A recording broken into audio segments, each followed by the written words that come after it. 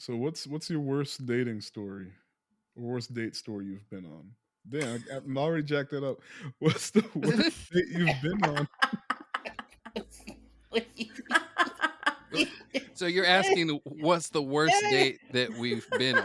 Yeah, This worst. is gonna be a Uh, long episode. Look, I'm a I'm really professional. interested in Tiffron's answer. Oh Oh. no. It's too late now. Too late. The white I didn't think hair. about this. Would you like to tell them why you didn't think about why you should have thought about this? Yeah, I don't care look, if the world knows. we could start it. You didn't look. No, we can You start didn't over. check your guest list. No, I mean I have a good story for that question. I'm just Okay. curious about what your answer is going to be. Don't worry about it. You got it. Oh, you want me to tell my story? Yeah. I can keep it short. My worst date was I met a guy on a dating app and we went out and I if people ask me what I do for a living, I tell them I'm a teacher. And at some point in our dinner conversation, he decided it was a good idea to tell a high school teacher or try to convince a high school teacher that homework is why America's kids are fat. And I mean, he spent a solid like half an hour on this. Like he was convinced. He had no like Well. research or medical data, but Where's the correlation? let me convince this teacher that homework is why America's kids are fat. Granted, his example was his sister, who is a track star and had a scholarship, but And she's fat? no, she wasn't at all. He showed me a picture. She was Oh. So she looked athletic. So that negates his own argument. If she got a whole scholarship and everything. separate checks? Yes. Yeah. Yeah. I had already forgiven him for wearing gym socks with dress shoes. And then he pulled that out and I was like, you know what? I pictured it. Check, please. Pictured it. I'm glad we, love it. I'll I just, love it. we'll just end this here. Thanks. Not great. Oh, his pants must have been so high when he sat down. Because how did I know he had on gym socks? Right. Ooh. Expecting a flood, sir? Reese was like, So, on That's my that story. On that note, thank you for joining us today. If this is your first time with us, we're the secret group of brown kids. Who are the secret group of brown kids? It's a secret. But you can find us on Tuesday nights at the local chapter of Fight Club, located in the former toy section of the old Kmart. It's a good spot because the power's still on and the toilet's still flush. Oh, that's Yeah. All right. Choice. And on the panel today, we got Tim, aka Steve Racer. Oh, Steve Racer. Hey, y'all. Karreem, aka he got Bluetooth headphones and he fancy. Oh. And special guest, my wife Cherry. Hey. I'm sorry, I shouldn't. That seems so possessive. Cherry, who joins us from her own podcast, her horror movie podcast called "Keeping It Creepy with Cherry and Cat." Yeah. Hey. Cherry, a woman I am acquainted with. Man, trying to be progressive. I should have said it like Borat. My wife. My wife. A cohabitation partner. And the movie we're doing today is from 2014. It Follows. Well, 2014, but it got wide released in 2015. Anyway, It Follows. And we're doing that because Tim said he hasn't seen a whole lot of modern horror. And I was like, well, let's do It Follows. I think my experience from the movie Fear and back and that's it. I wish it was. I know that's very far back. You know, Fear. I don't Marky even know what the Fear. Mark. Robert De Niro. Fear. Marky Mark. He was stalking a girl. Oh, that's right. That's right. But I like other stuff has other little schlock. I like like Idle Hands and like what's the one with the Transformers lady? That's not progressive to say. She was Jennifer's Body. Jennifer's Body. I've seen that, but like I don't have a lot of. That's still so far. Those aren't more recent. Yeah, those are a lot more recent than Idle Hands. I don't know why that's the first thing that pops in there, or Fear even. Yeah, I got. So yeah, I had two. Well, I had a few suggestions, but I was like, well, let's just go straight to one of my favorites. It's tied for favorite with Hereditary. It Follows. I don't know if I do that one again. Hereditary. Well, he said no. It was so much. I had to. Is Hereditary the one with the? That's not the one with the doll, right? No. No, it's not. Annabelle. I had to pray. I had to burn sage. I had to walk around outside and look at birds. And have you seen Midsommar? No. Oh, I did. Yes. Okay. But that's the white people one. I have not seen it. Yes. Midsommar is that's a good description. It is the white people one. Someone described a little bit of it. I was like, I have been to that party and I left without anyone I came with. It's the same director. I love both, but Hereditary in terms of things I'm afraid of and that get under my skin, Hereditary was more in that vein. So I'm with you, Karreem. It genuinely freaked me out. It sticks with you. And the funny part is, I love movies like that. Like Midsommar was as crazy, but a different kind of crazy. Like, it was wild, but it was also like it. It's like they purposely like made it a little funny too. So being able to laugh kind of like broke up the tension a little bit, but Hereditary just kept getting darker and darker, and I was scared. Hereditary is one of those we're watching and you're stunned into silence movies. It was like, what? Ooh, yeah. Anyway, this is about It Follows.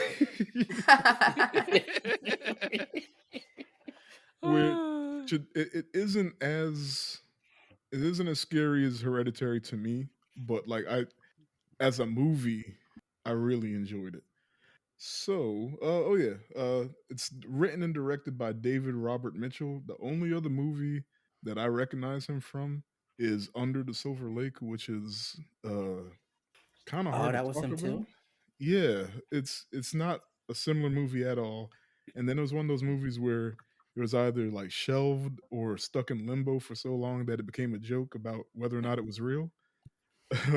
But eventually it came out and to lukewarm reception. So like really this is the movie people really remember him for, if at all, because it's just those two movies. And it stars Micah Monroe, who to me is a scream queen, but she's real low key. So she's definitely not what's the new girl? Jenna Ortega, who had like 4 or 5 like big things in like 2 years. So everybody knows who she is. And Micah Monroe she was in this, Don't Breathe, and like The Guest and something else, but no one really talks about her. So yeah, she's not as big as Jenna Ortega, but to me she's a scream queen because she was definitely in like 5 horror movies in like a 3-year span. I didn't know that. The other folk in it, Keir Gilchrist, I'm not sure if I'm saying that right, but he's probably the only other person that like people might recognize. He's in what's that Netflix comedy show? Neurotypical. Yeah. I don't watch it, but I heard people like it. I've definitely heard people thought it was fun. It was a really good series. Okay. And then the only other person who's been in other stuff for real is Daniel Zavato, but I don't know. If I saw him in the street, I wouldn't recognize him. And then you got some other folk, Lily Sepe, Olivia Lucardi, Jake Weary. We don't know who they are, but I recognize them from this movie. And like I said, this came out at Cannes in 2014 before it was wide release in 2015, and the budget was only 1.3 million, but it Only. grossed. Yeah, that always blows my mind when people like say like, "Oh, the budget was so low for this movie." I'm like, "Wow, yeah, Wait, that's low." Oh Well, no. it's good. Like horror and comedies have this thing where you can make them for cheap, like relatively cheap, Mm. uh, and then have a huge return on investment. Because if you could do something for 1 million and then it makes 4 million, which isn't huge in the grand scheme of things, you still like got a It's three still a million profit. profit. You know? wait, wait, wait. You got something out of it. Is that the budget including how much you paid the actors, or Yeah. outside of that? Usually the budget includes actor pay and all that, but it doesn't. Oh, okay. It doesn't always include marketing. Okay. All right. Because this doesn't look like that. This was $1 million budget movie. Nah, especially like I said, even back then nobody was anybody, and even now only two of them really made it. But maybe three. Yeah, 14. It grossed 14.5 in the U.S. and 23 million worldwide when it was all said and done. But oh well, if you haven't seen the movie, real quick, the plot. After sleeping with a relatively mysterious guy she's only been on a couple dates with, 19-year-old Jay is told that she now has a ruthless shape-shifting entity only she can see stalking her. And with the help of her sister and her friends, Jay must survive her new curse. Keeping that short and simple. And also, if you knew, moving forward, we're going to spoil the movie. If you don't want spoilers for this 2014 movie, stop listening. But it's on Netflix if you're in the US, so go watch it and come back because we Yes. appreciate the views. All right. So real quick, no spoilers, but how y'all feel about it? I realized that you picked this movie for me because you saw a car in it, and that's all you think of me. I'm the car guy. You were like, "There's a car. There's a prominent car in this. Tim will watch it." Steve Racer And you would were love this right. movie. I was trying to figure out if it was a 88 or a 92 wagon the whole time. I'm not. I wish I was joking. It's a Caprice wagon. Probably the estate trim. And this is the Don't hate me. The boyfriend's car. Yeah, the big blue wagon. Okay. I think that the girl's car was a Corsica. Why was I looking? I don't know. The family car was a Malibu. The car they went up north in, Greg's car, I don't know what that one was. And then the third car was Hugh slash Jeff's car. Oh, I want to say Which that is was the an Oldsmobile first car. 92. Okay. For whatever reason, I didn't think as much about that car, and then it was gone because there was a lot of stuff going on during that scene Yeah. that was a lot more important than what's going on with the car. But that's how you so watch that movies, one, though. I got yeah, you. that's where my brain is at. I'll That's be like, how oh, that's that's- how Cherry watches anime, but with what they're wearing. It's like, ooh, she's cute. I'll keep watching this. I like that jacket. All right. You don't know me. your acquaintances. How'd y'all feel before we get into it real quick? Like or don't like? Full disclosure, I haven't seen this movie in years, but I remember liking it. I've watched it twice, which means I clearly must have enjoyed myself. All right. I definitely was drawn into it because it isn't. I feel like curse stuff is always like something that's going to kind of half get me, but then like sometimes like the simplicity of getting rid of the curse is always like, really, that's it. Or some random thing that's like, how's anybody supposed to stop your curse forever? I guess. And this one was kind of the middle ground. It was like, how are they going to figure out how to get rid of this? Because apparently it's not as simple to stop the entity. So something's got to happen. I thought it was pretty neat. Karreem. I mean, I liked it the first time because it was so different. Like I didn't see anything quite like that one before. But rewatch wise, I was like, it's okay. He's hard to please. That's fine. I am not ish. You But no, couldn't even it get was it out. it was one of those movies that would leave me with more questions like, wait, like where are the parents? Why? Well, I don't want to go too deep too soon, but I mean, we get into it later, but I got answers or like well, questions. the like during the big scene, where they shot the sister and then left her there for while they were finishing. I said the poor girl shot and there's no concern. She's sitting there. There's just the thing is invisible and you shot directly at the girl. I don't know how no one saw that coming. Look, She was that surprised when she got hit look, by And a then bullet. and then there was no concern. There was like, oh wait. my god, no. Well, there was concern. They literally run up to her and be like, "Are you okay?" And she's like, "Yeah, it's it." She didn't say it just nicked me, but she said that she's okay. And then they went back to it, That hit and an then artery. it was in her like the side of her calf.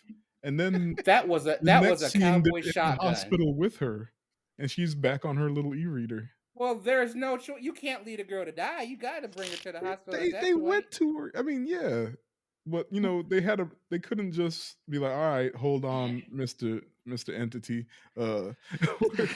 Time out. Yeah. Captain Save a Ho was only concerned about the girl he wanted to save. See, that's the problem. That's the real problem. He the one that shot. Look. Anyway, Tim. He had one concern the whole movie. That was it. In my notes, I only put him as jealous. That's his name in my notes. He was high key jealous. He was heated. Look, girlfriend got a they curse smirk. definitely had 3 specific parts in the movie where somebody else is hitting on or talking to Jay, and you see Paul, and Paul's just sitting there, like outside the door or in the back seat, just like. I was like, just give up, dude. It's not happening. Man, look, nice guys win in the end, right?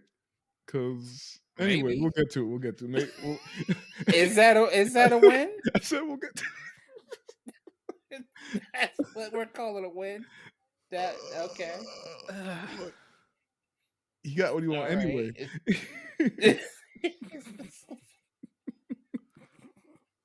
So, what's his name? What's the director's name? David Robert Mitchell. All right. He came with the concept with the movie, or for the movie, because he's been having a dream since he was a kid of somebody following him. Oh my. Yeah, so I guess and that's what it turned into. He's like, hey man, after however many years of this, 20 years dreaming about this, I'll make a movie. And he did, so I liked it. Obviously, I already said it was one of my favorites. But let's get into it. I thought the whole movie was a metaphor for a sexual disease. Same. All right, so I'm gonna get into it, but I think that's the surface. We got to go deeper. Then a ghostly figure following you. Hey man, hang with me. Hold on. I will say it did have one of the creepiest scenes I've seen in a movie in a while. When she was in the bedroom when they were in the house, and we'll get to it. Okay, all right, okay.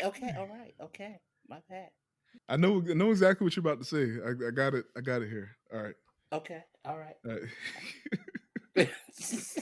I'll be quiet.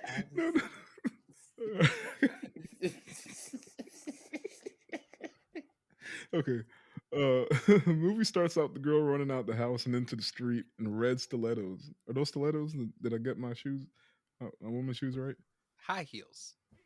Cherry high heels. High heels. I don't know. I mean, stiletto seems like a very specific type of shoe. I don't wear heels, so I can't help you there. Maybe they're red heels. Red high heels. They're high heels. All right. The neighbor's the only black person in the whole movie, and she was like, something That wrong with her. that was my other Something wrong point. with her. It's That was my You other better issue neighbor, in the figure out where movie. she going. the And that neighbor, was it. and the professor, and they both kind of give a Oh yeah. tripping face. uh, You're not wrong. That's I didn't think of yeah. that. But yeah, okay.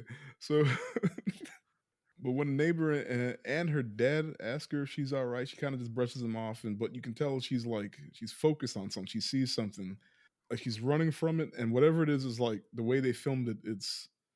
She's looking past the camera, and you see her like she makes a circle because it starts out with her running from the house, and she eventually neighbor asks if she's all right. She's like yeah. Dad asks you all right, yeah. And she runs back into the house, but the whole time she's looking past the camera. So and the camera doesn't it spins, but it doesn't follow her for real. And she runs back into the house, runs back out with car keys, and gets in the car and hauls ass. But she's scared, even though she didn't tell anybody what's going on when they ask her what's up. And then cuts to her just sitting on a beach, sitting in the light from the headlights, and still scared. And she calls her dad and apologizes to him for, I guess, being a bad daughter or something, and tells him that she loves him, loves mom. And then it cuts to, it's now daytime, and it's her dead mangled body, and that's the opening scene, which I don't remember if that was in the trailer, but it's I don't also one of think those so. iconic scenes, like, oh, like that was the first dead body you see, and it's kind of like, oh, Mangled wasn't even a wait, word for it. yeah, she was folded, like, Yes. She got origamied. like her knee was bent the wrong way. I don't even, now I'm thinking about it, I don't even know what the physics is on that, because like her knee was still attached, but like not attached, It was but like it hanging was, off. yeah, but it was like still horizontal. I don't know. Anyway, like Origami. It was an origami her other thing. leg was, her foot was like ripped off. You know, uh, it was a cool shot though. Tim, did you go into this blind, or did you watch a trailer first? I did not watch the trailer. Okay, I read a little bit about the description, and I just went from there. It so seemed kind of cool. opening shot, or after, not opening scene, when it ended on her mangled body, what was going through your mind? No, so I was like highly conflicted because I was like, yo, that's where you end a movie. But then I got like Twin Peaks vibes, kind of. It was just kind of like, this is not a simple story. Is kind of what I got hit. Right then. I was like, something's bad. I got you. So I was pretty impressed with it. It was kind of wild. I live near a beach. I'm gonna go set that shot up. Different though. We're introduced to the main character, Jay, of the movie, as she's getting in the pool. Another girl comes out and she says her friends are over, and she asks if she want to come watch a movie with them. But she says, nah, she's going out tonight with that guy. Then she comes into the house for a bit, and I want to talk about this scene real quick, because now we see the girl was her sister. Then we see the two friends sitting on the couch and they're watching whatever movie. But in the background, you see the mom, but you never see the mom's face. I don't think you ever see the mom's No, face the whole movie. But the like, entire movie they show is like she's just sort of like scrubbed up, sort of almost censored. If they show even the yeah. side of her face, like it's mostly the back of her head though. Now that's significant. We don't actually ever know for sure why, but it definitely helps paint the picture. What's like, or at least helps set the tone with, like, because the whole movie, something just feels off the whole movie, and that's like one of the things. Like, you never see the mom's face, and I think she's always drinking wine. Like right now, she's just drinking wine. She's not looking at anybody, no looking at anything. She's not reading anything. She's just sitting at the table drinking wine with her back to everybody else. And of course, they just don't acknowledge her. Yeah. Then Jay goes up to her room to get ready for the date, and we see two pictures of one of her, just her in a pool, and then another is her hugging on her dad. And that'll come into play later. Next scene is they're with Jay's with the boyfriend. What's his name? I think I just kept calling him boyfriend, but he has a name. Actually, has two names. He told Jay his name was Hugh at first. So Jay and Hugh are at the movies, and they're playing a game in line where, they're looking around and trying to say who would you switch places with, right? And Oh, right. yeah, and Yeah. Hugh picks a little boy, and she's like, why him? And he's like, well, he has his whole life ahead of him. And it sounds like it makes sense. It's innocent, right? So they keep playing after they get into the movies. Well, this is the part that threw me off because we never see Jay take her turn. It's Hugh's turn again when they're sitting in the theater, and he turns around, and how about the girl in the yellow dress? Jay turns around, but she doesn't see anyone. And then immediately Hugh, like, you could tell he starts to panic a little bit, and he's like, "All right, we got to go." Jay just goes along with it. So they leave the movies and they go have dinner, and everything seems hunky dory. But outside the window, you kind of see somebody walking, but scene ends before they acknowledge that. So it's already just starting to set the tone, right? I was overdoing it by this point already because I rewound it to make sure that I did see that. I'm a serial rewinder. Look, everybody's annoyed at the person that goes, "Did that just happen? What's his deal? Where did he go? What's his name? Who's that guy?" Everybody's mad at that guy. I'm the dude in a crowd of people going, stop. Bring it back 30 seconds. I think that was a Fiero. That's the Lord. Streaming has ruined that for me. It's like convenient. Like How do you I get can through a hear that movie? last line again. All right, cool. How do you get through a movie? Eventually. How long? But yeah, but the date scene, remember that day started out, or at least before the date started out, she was in the pool. Then when she was on the date, everybody had on jackets and coats and scarves and stuff. So Oh yeah. that's another way the movie like messes with you, because you can't, not only can you not tell what year it is, but you also can't tell like what season, They start what playing time. around with stuff like that. Yeah, so like That's it throws you off the whole movie. Just little things like, oh, it's a pool, it's summer. Oh no, it's winter. They're in jackets. Oh, there's a old TV and they're watching old movies I while almost she's didn't. on a e-reader. The whole time I thought it was like in the 80s, and then I see cell phones. And I was like, Nah, wait. nah, I wasn't really thinking about the pool thing that was because the white people second gen just be in the Nissan pool. Versa she They got in the beginning. They don't care. You I didn't think about that. But her little clamshell thing, I immediately was like, "Oh, that's got to be Korean. I'm gonna look that up. It's fake.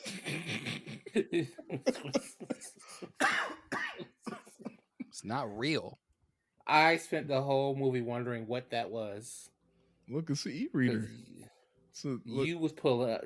She was pulling up Barnes and facts from Noble Google. You're like, this poem is about Paul. I was like, what are you She was- doing?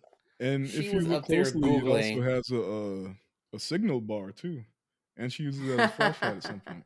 Mm-hmm. Anyway. She did do that. So it's probably a phone, but it doesn't matter because it's just meant to throw you off. Because why she has technology in her hand, but then they got this old 1960s. I felt like she was isekai'd into the movie. They got the kitchen. They had the kitchen phone. Yeah, like the wall phone. I was like, wait a second, who would what? I don't know anybody with a landline anymore. I think Had a landline. I could be wrong, but I think this is the first time that I remember seeing something like this where they purposely do things like that just to throw you off. Just to It did. Yeah.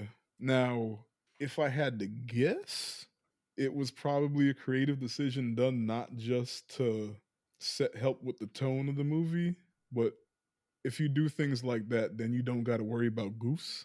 So Oh, I, yeah.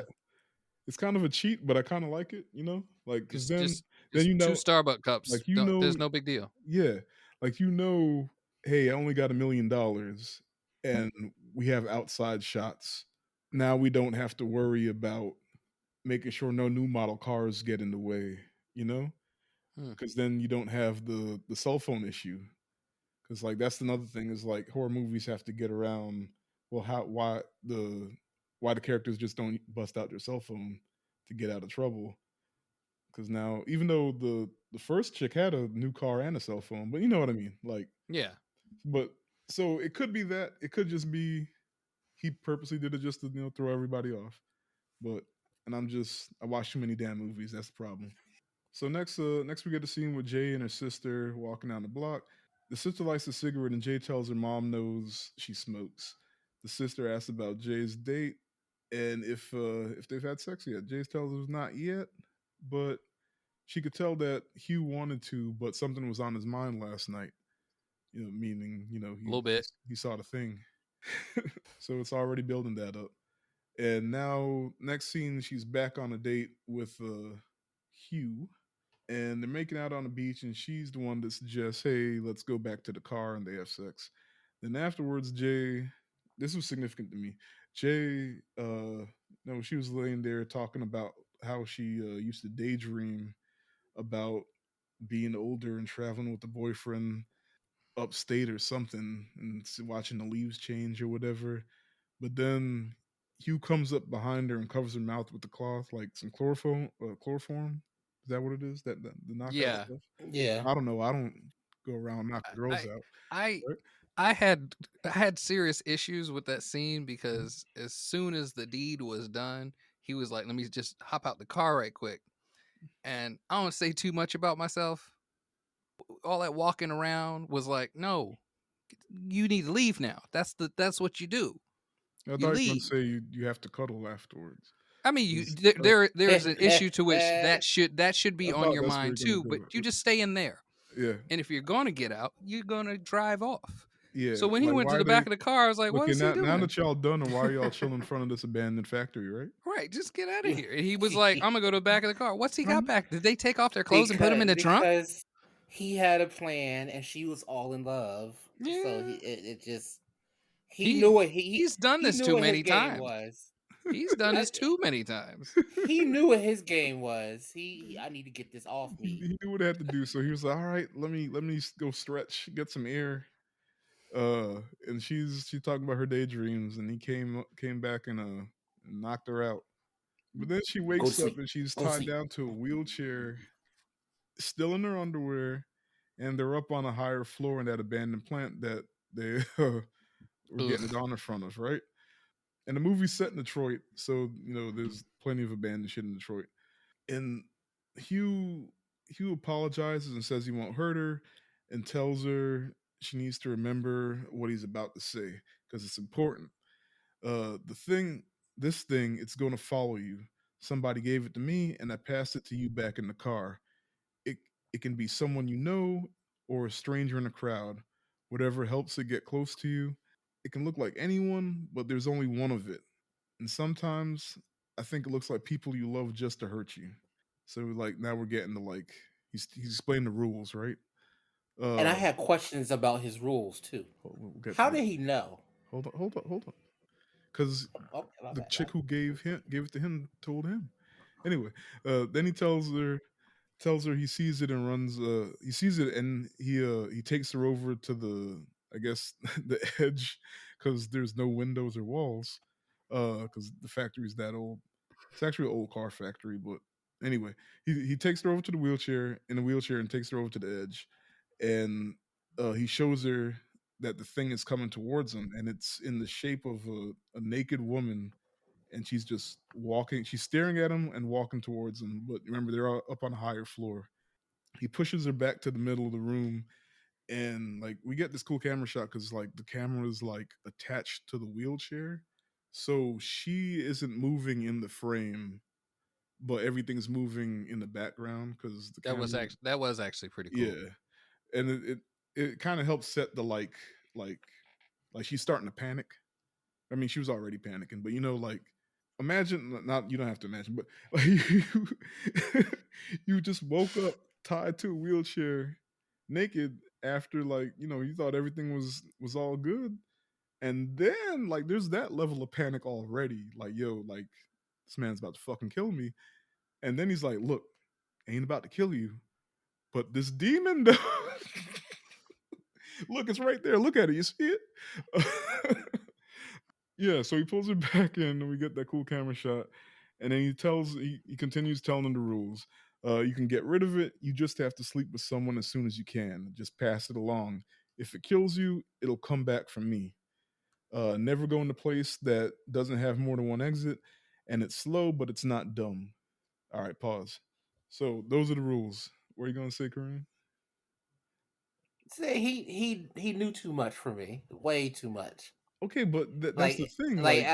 Well, no, I mean at this point, I'm like, how long did he have this on him?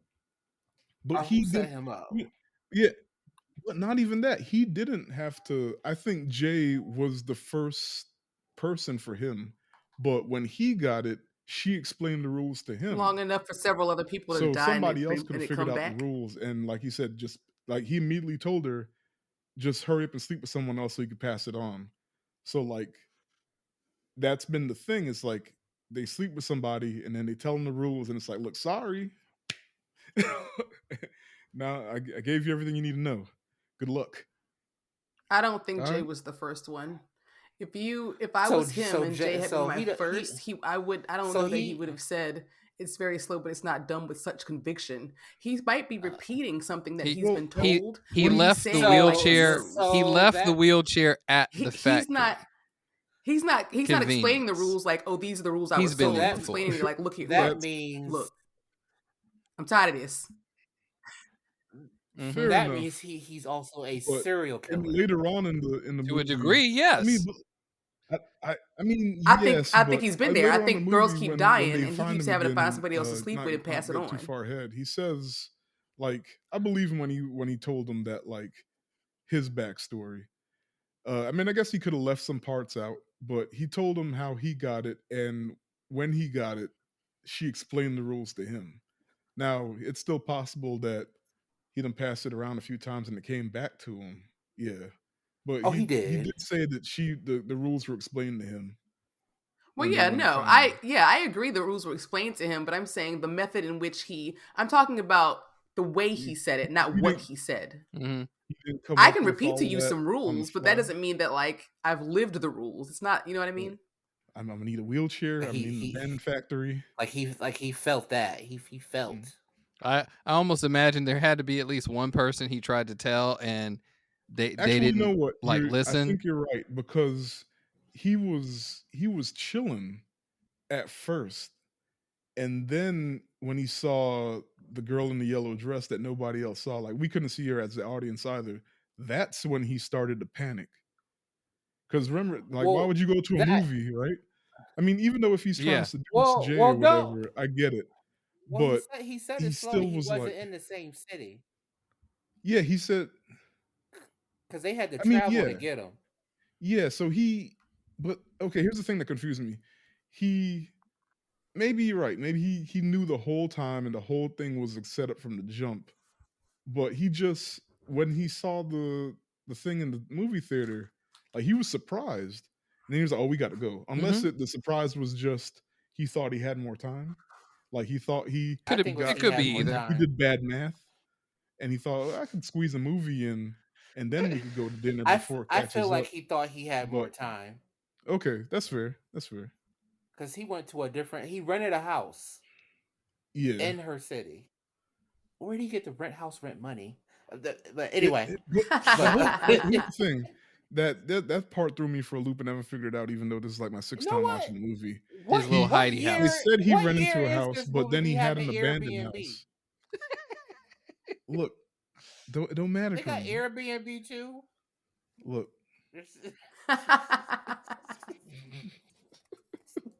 Anyway, this is the part where I was going to ask y'all what would y'all do in this moment.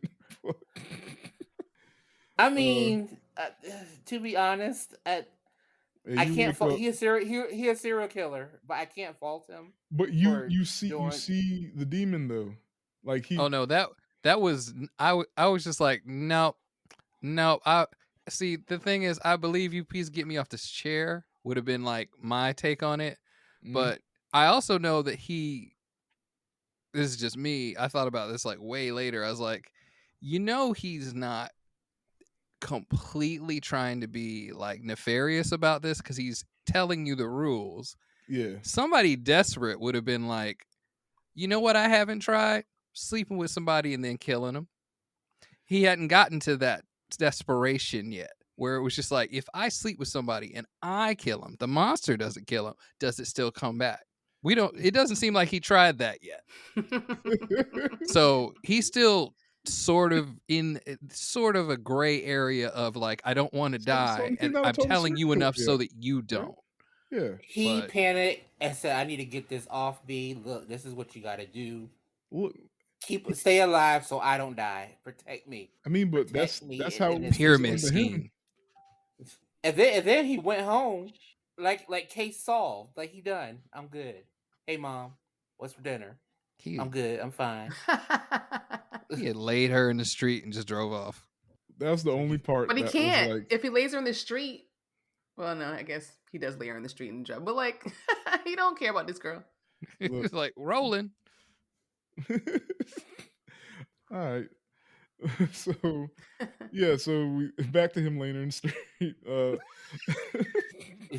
Next scene, Jay's sister and friends are out on the porch playing cards, and the car pulls up, and he hops out, and he pulls Jay out of the back seat, lays her in the street, and he's like, "Don't let it touch you," and he hops back in the car and he speeds off. And we fast forward, and there's a bunch of police and EMTs outside the house, cause yeah, like, um, but we're as an audience we're seeing it from the house across the street, and we don't know their names yet, but dude's name is Greg and his mom, and he's like, he asks his mom what's going on across the street, and the mom's like, those people are such a mess, and yeah. So that's significant, but we'll get to that later. uh Anyway, a little bit of time passes, and we see Jay at the hospital, and then it cuts to some cops investigating the crime scene, and like the wheelchair is still there, and her What? and her purse is still there. What makes this a crime scene? Well, that's where the assault What? took place. What Because assault? well, They no, had well, consensual you're right. sex. It was, but so, I don't know what to call it. So they He had scared consensual her. sex, It's like a bad prank. and then he knocked her I out, think they and were. then I mean, he did yeah, kind of, I think the police was but just investigating Here- to see what happened. this So this they is the went thing that back like I to. didn't think about until now. Yeah, like they said this thing happened, and then they looked into him. But the thing I didn't think about until now is, did she tell them everything? Because like what the am I Like saying? rules. If I'm Jay, I'm saying, okay, me and this guy had a date. We parked in the car. We had consensual sex. Uh, he knocked me out. I woke up tied to a wheelchair. There was a scary naked looking woman coming after us. And then he told me not to let her get me. And then he dropped me off at home. see, and that's the thing. We See, that's never. why you don't go to key parties. Yeah, that's why you don't meet anybody off them clam apps. Mhm. Yeah. Oh, okay. Oh man, but okay. Clam amps.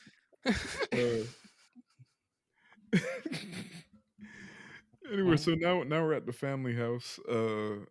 Someone's talking to the mother, and then once again the mother's back is to us. We don't see her face. Oh, the person talking to her is the lady from across the street, Greg's mom, who I didn't put together until the fifth time I saw this movie. Uh, but so remember, in the previous scene, she was like, "Those people are such a mess." Now she up in the house asking about it. Like she just being nosy. Oh yeah. Mm-hmm.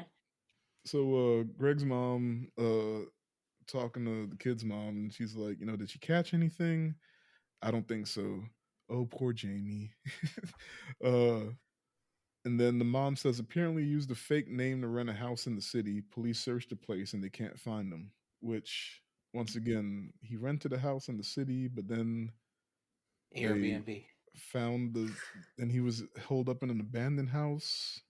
I don't know. That whole thing kind of threw me I off. thought that abandoned house was the one that he rented. It just But looked like an abandoned house. it was Yeah. like Yeah. abandoned. Yeah. I It was mean, like crack house abandoned, not Yeah, like like he Paul came got in here. through the window because the yeah. He door was came boarded up. here to get a death sex curse off his back. He didn't care what the house looked like. Look, you think Low someone really put the house amenities. on Airbnb? Huh? Crack house.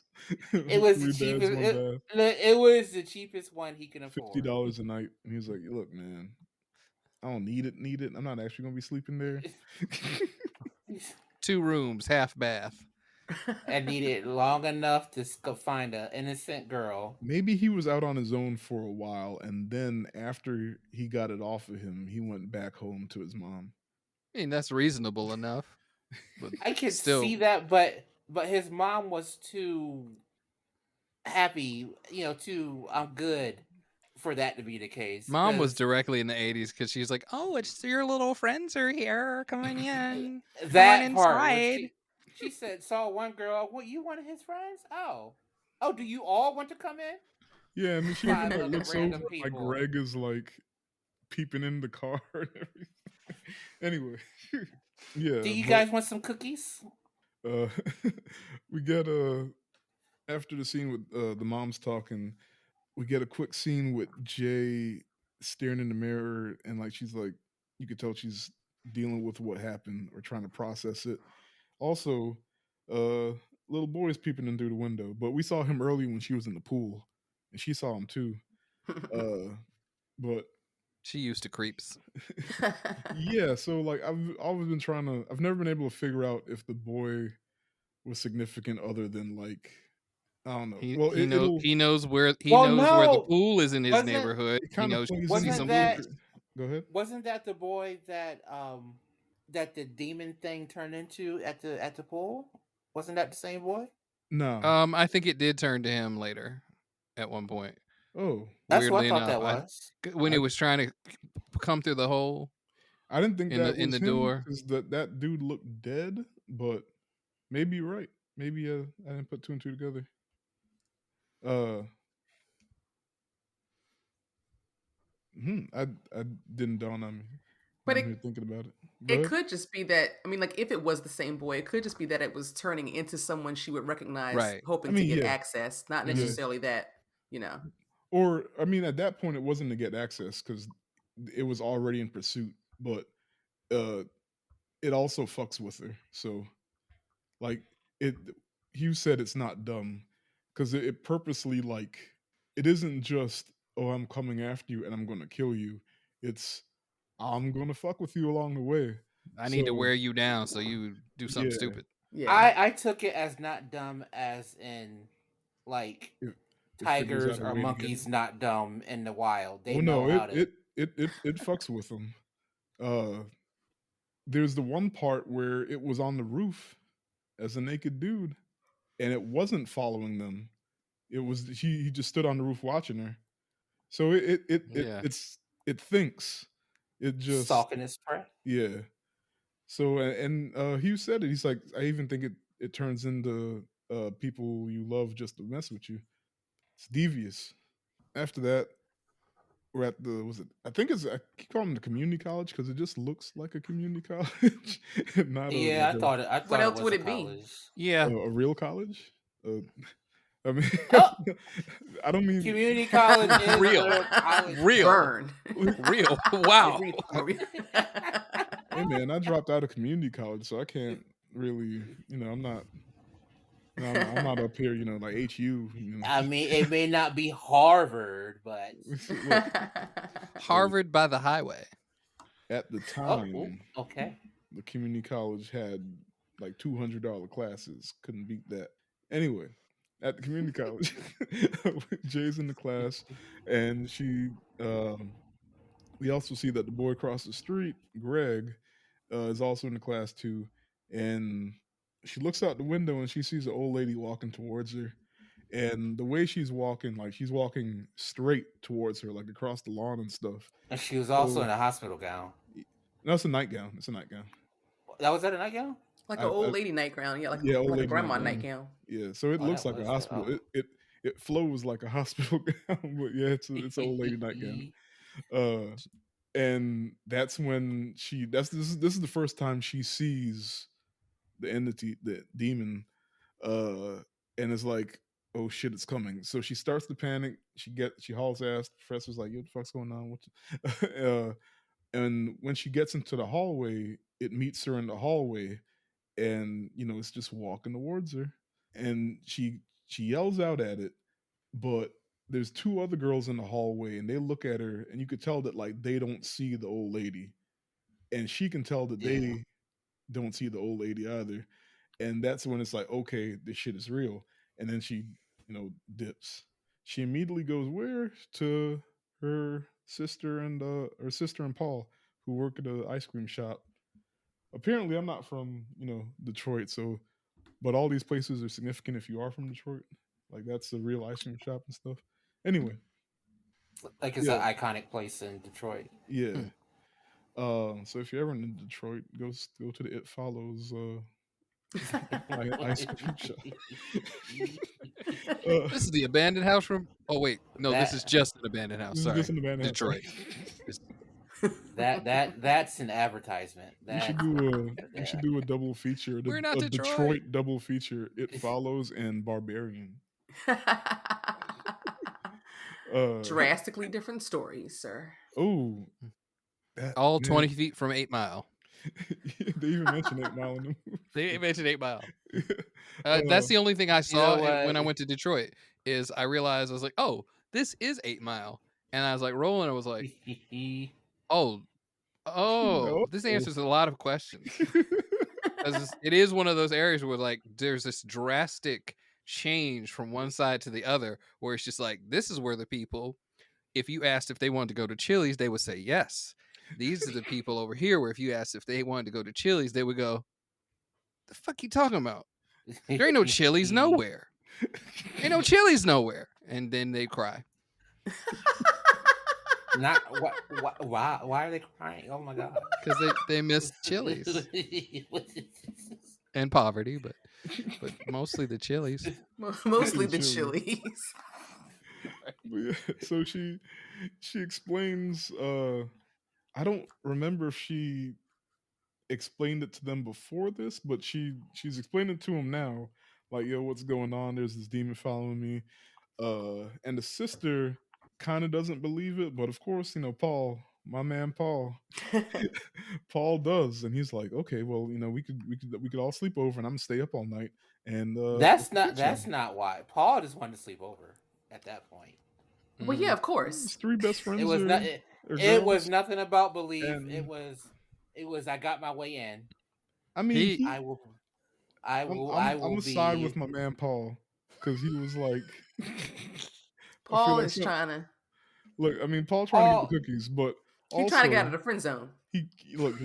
He's like, look. Oh, he was all the effort. This is what it's gonna take. Like, oh, you saying stuff, invisible thing? Yeah, I got you. Yeah, I got you. Come sit on this couch with me. I believe. Tell me some more. Tell me some more. Yeah. Oh, is it here? Oh my god, yeah. I'm gonna just take off my shirt. I believe you. Yeah, I believe you. Shh, I believe. Shh. Get in, man. Shh, I believe you. Shh. Oh, you're not wearing socks. Oh, shh. What? He was staring at her. You're giving Paul too much game now.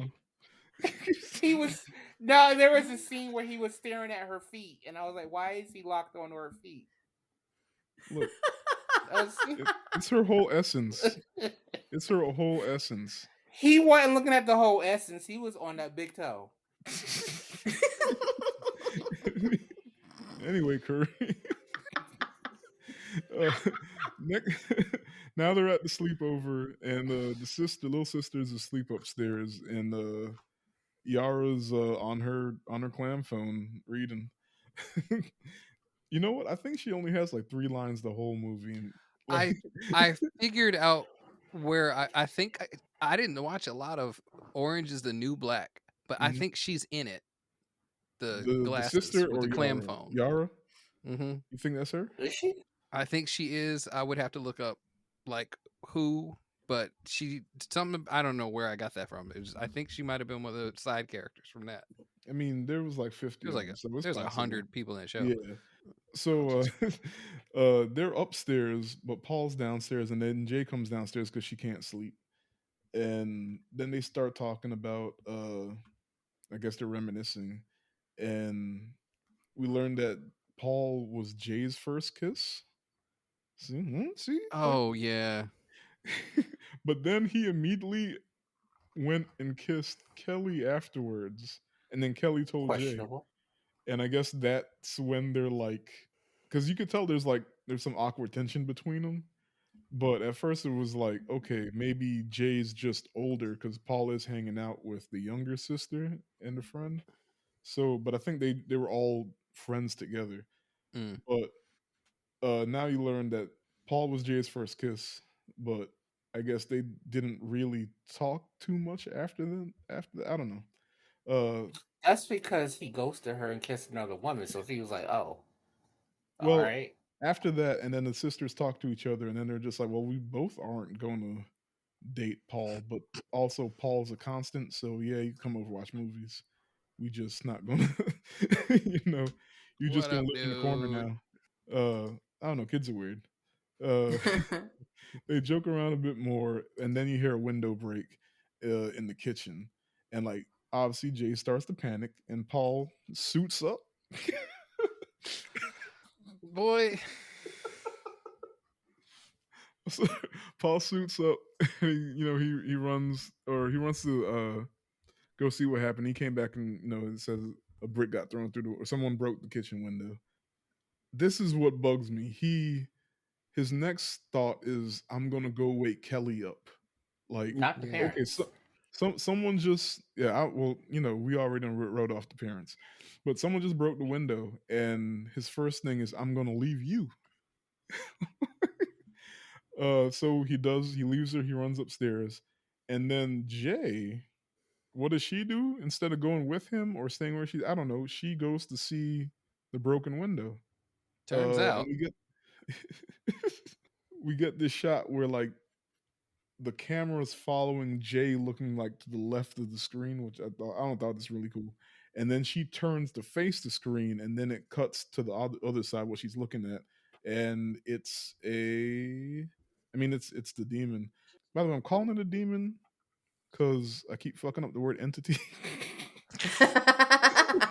But it's also like, it's not a ghost, right? Like, we can get into the whole definition of ghost, demon, whatever.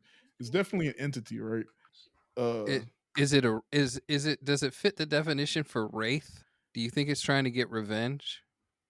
Nah, because Oh, I mean, just revenge on everybody. Like it's isn't that just a how hit. race work? Look, It's I'm gonna just be honest revenge with you. now. I don't remember what wraith means, but Well, uh, I'm going back. I'm going back to my supernatural learning because oh, I was on that series for a minute, Oh and I thought yeah, they were yeah. just Sci-fi Duke boys. see. But I thought they were literally just about like vengeance at that point against everybody nearby or whatever their first requirements are. I Mm. I guess. thought the Mm. TV on. But okay, go ahead. Tell me what a wraith was again. Yeah, I'll just look again. And yes, Olivia Lucardi was definitely in Orange is the New Black. Her character was Jennifer DeGory. That's not the same as her name, but it's too close. Pick something else, Zach Morris.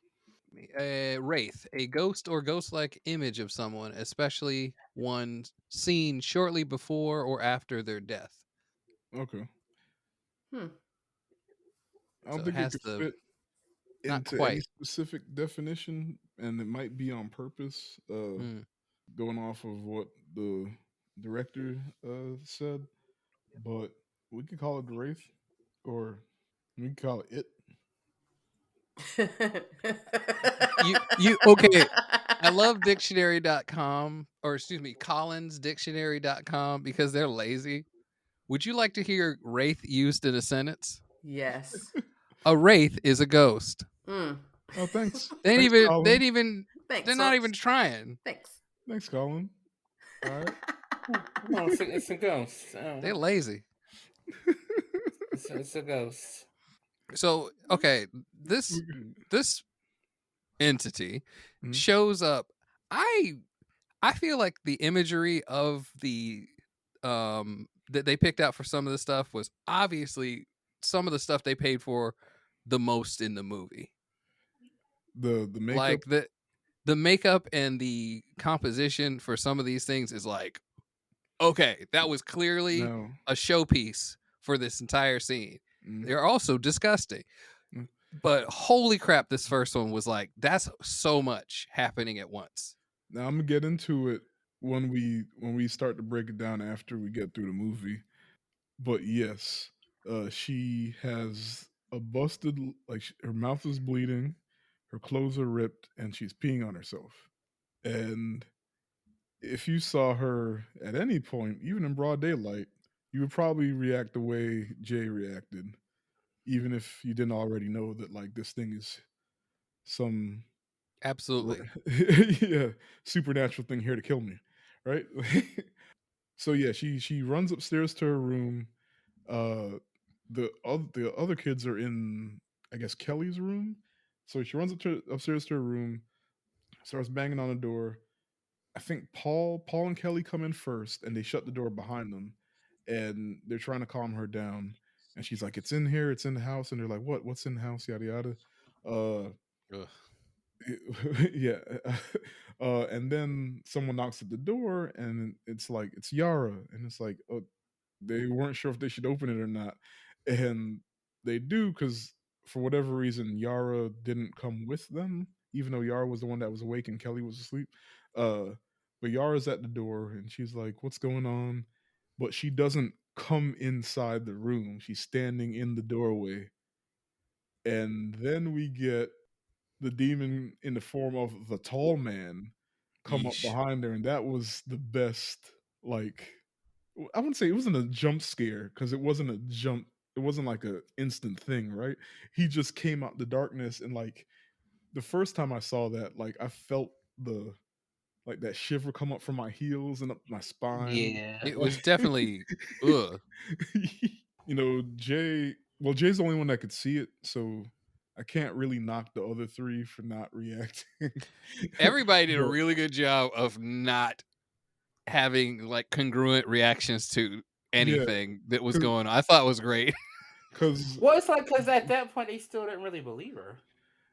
Like, what are you talking about? Yeah, the girls. Like, what is wrong with her? Like the girls aren't 100% in. They're just being, good friends, and Paul's Paul.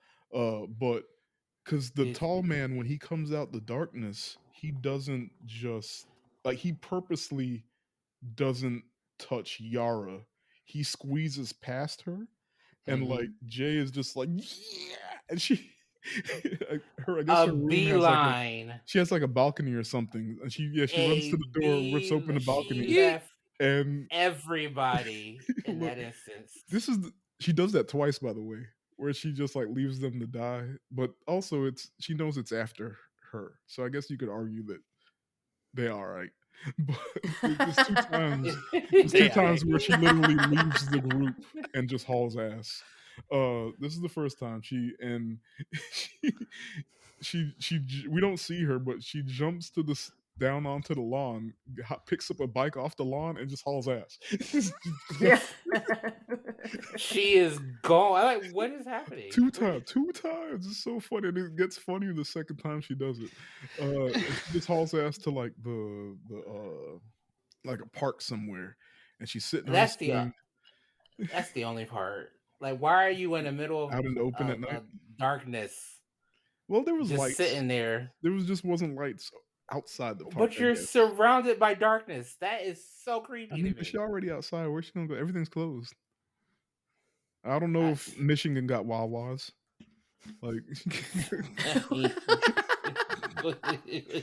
wait, I'm pretty sure Wawa has made it to Michigan. I'm pretty maybe sure. they got sheep. We're about to get Wawas down here. See, they everywhere. They moving in. But yeah, so she's on the swing, and she's, I can't remember if she was completely by herself or other people were there, but she sees some people coming through the darkness, and like, it's, oh shit, it's a demon. Nah, it's her friends catching up. Somehow they knew she'd ran to the damn park, and so they're trying to calm her down, and then when she was running, the camera was looking through Greg's car across the street, and he was in the car with a girl. So he saw her jump on the bike and like run away. So now another person comes through the darkness, and it's Greg, and they're just like, oh, it's Greg.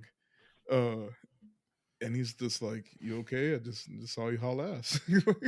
Yeah. And you could tell that what was the girl he was with him at the park too, or did he leave her? No, he left her. We ain't never see that girl again. Okay. Like, they were smoking in the car, and Jay hauls ass, and then we never see that girl again. Like, I don't know if maybe all she came to do was smoke, and he was just, all right, you got the joint, I'll see you later. But, or like, I feel like Greg, as we learn eventually, wouldn't have just left some ass, like, right? Like, I think maybe when they were maybe when they were in the car talking, he started to mansplain teaching to her, and she was just like, yeah, I bet. Well, no, okay. Now I do feel like he is the type that would leave he's like, booty cheeks he has for the possibility of better booty cheeks. I don't think so. I think he would, cause he liked her. Well, enough to sleep with. We see him flirt with literally actually not everyone. So we see him. He definitely is doing a little bit of what the kids call macking. Yeah. So he's with this girl in the car. We know he likes Jay. We see him checking out Yara, and we actually, I think it's hinted that Kelly likes Greg, but Kelly's the only girl that Greg doesn't actually pay any attention to. Yeah. And then we see him talking to another girl later on. But yeah, Greg. The whole time. Yeah. So everybody. Greg, so I guess if you got boobs, he's gonna talk to you. Except for Kelly, apparently. But yeah, so whatever happened to that girl, I don't know. So Greg comes and he's like, "What did he do to you?"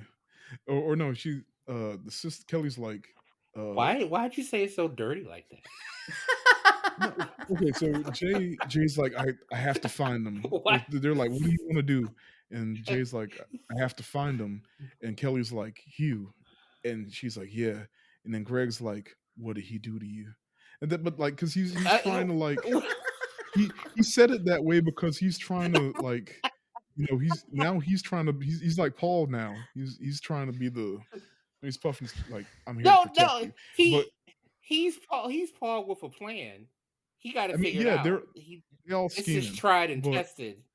But he asked her like, "What did he do to you?" And then he just walks off, and they're like, "Where are you going?" He's like, "To get the car," because he's going to drive them to go find. Now he's saying that manly stuff that what's his face can't say. Yeah, what Paul can't say. So poor Paul. And immediately, I think this is the first time we get the shot of Paul. Like, no, it's not he like, bro, I've been around those dudes. As soon as he made that face, I was like, I don't like this motherfucker no more. I don't like this motherfucker no more. I can understand being jealous. I would be a little peeved at Greg too, but you look like you would choke Greg out now. Like you already too mad. Like that's too much. Back up. You're too close, man. And then it became not about her, but about him getting the girl. No, I gotta get her. A little bit. Yeah. So next, going off of memory here. Sorry, I keep hearing noises. Yo, if the tall man come,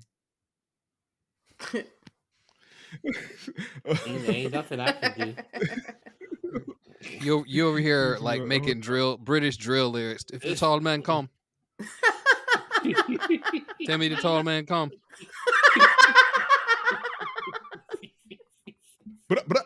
man's hot. It's a funny thing.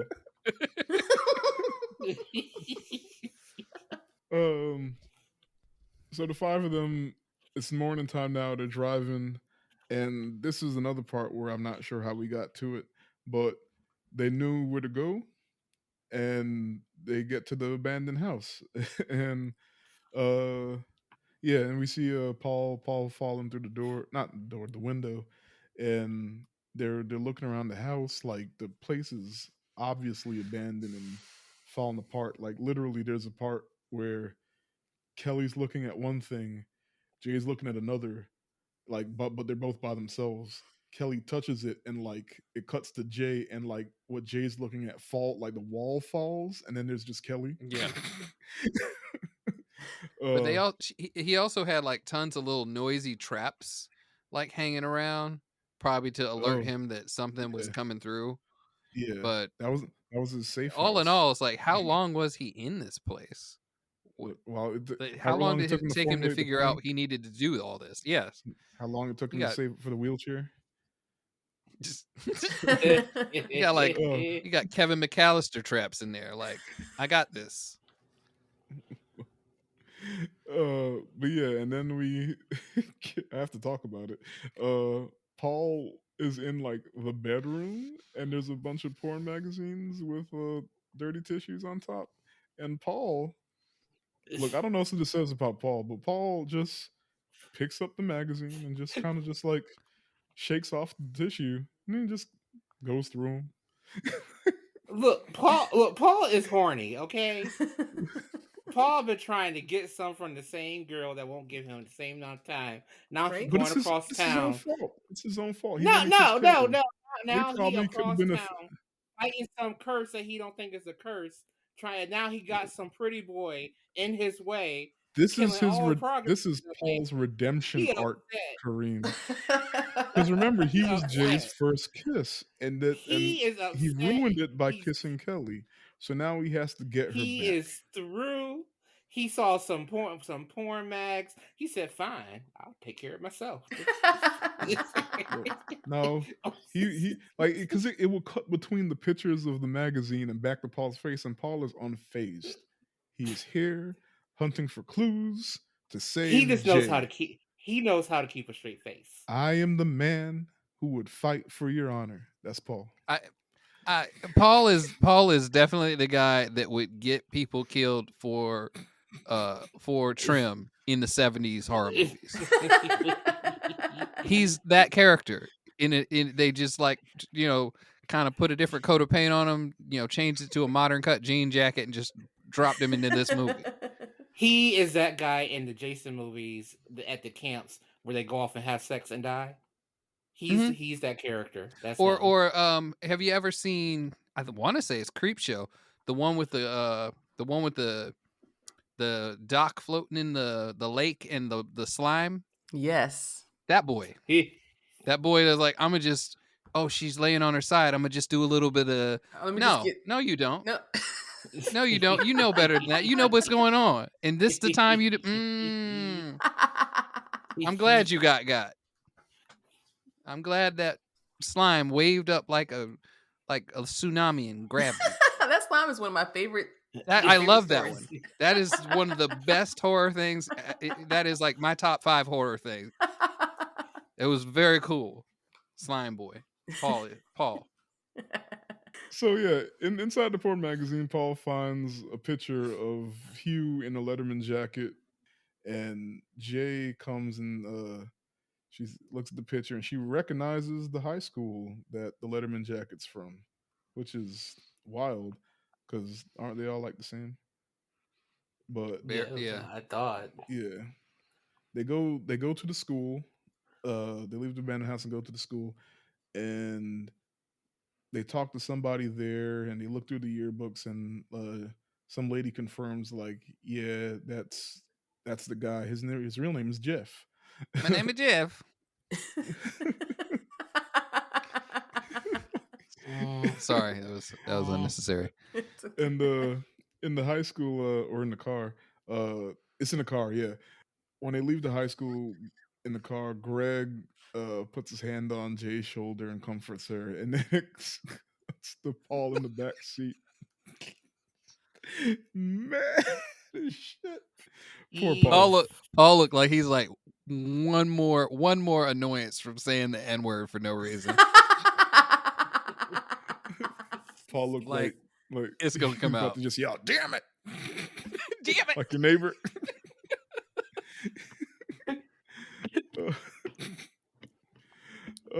So yeah, somehow they find out where Jeff lives, and they go to the house, and his mom answers the door, invites everyone in, and then it cuts to them in the backyard sitting on the grass with Jeff, and obviously like Jay's a little uncomfortable, a lot uncomfortable, and like Jeff's like, how would I describe him?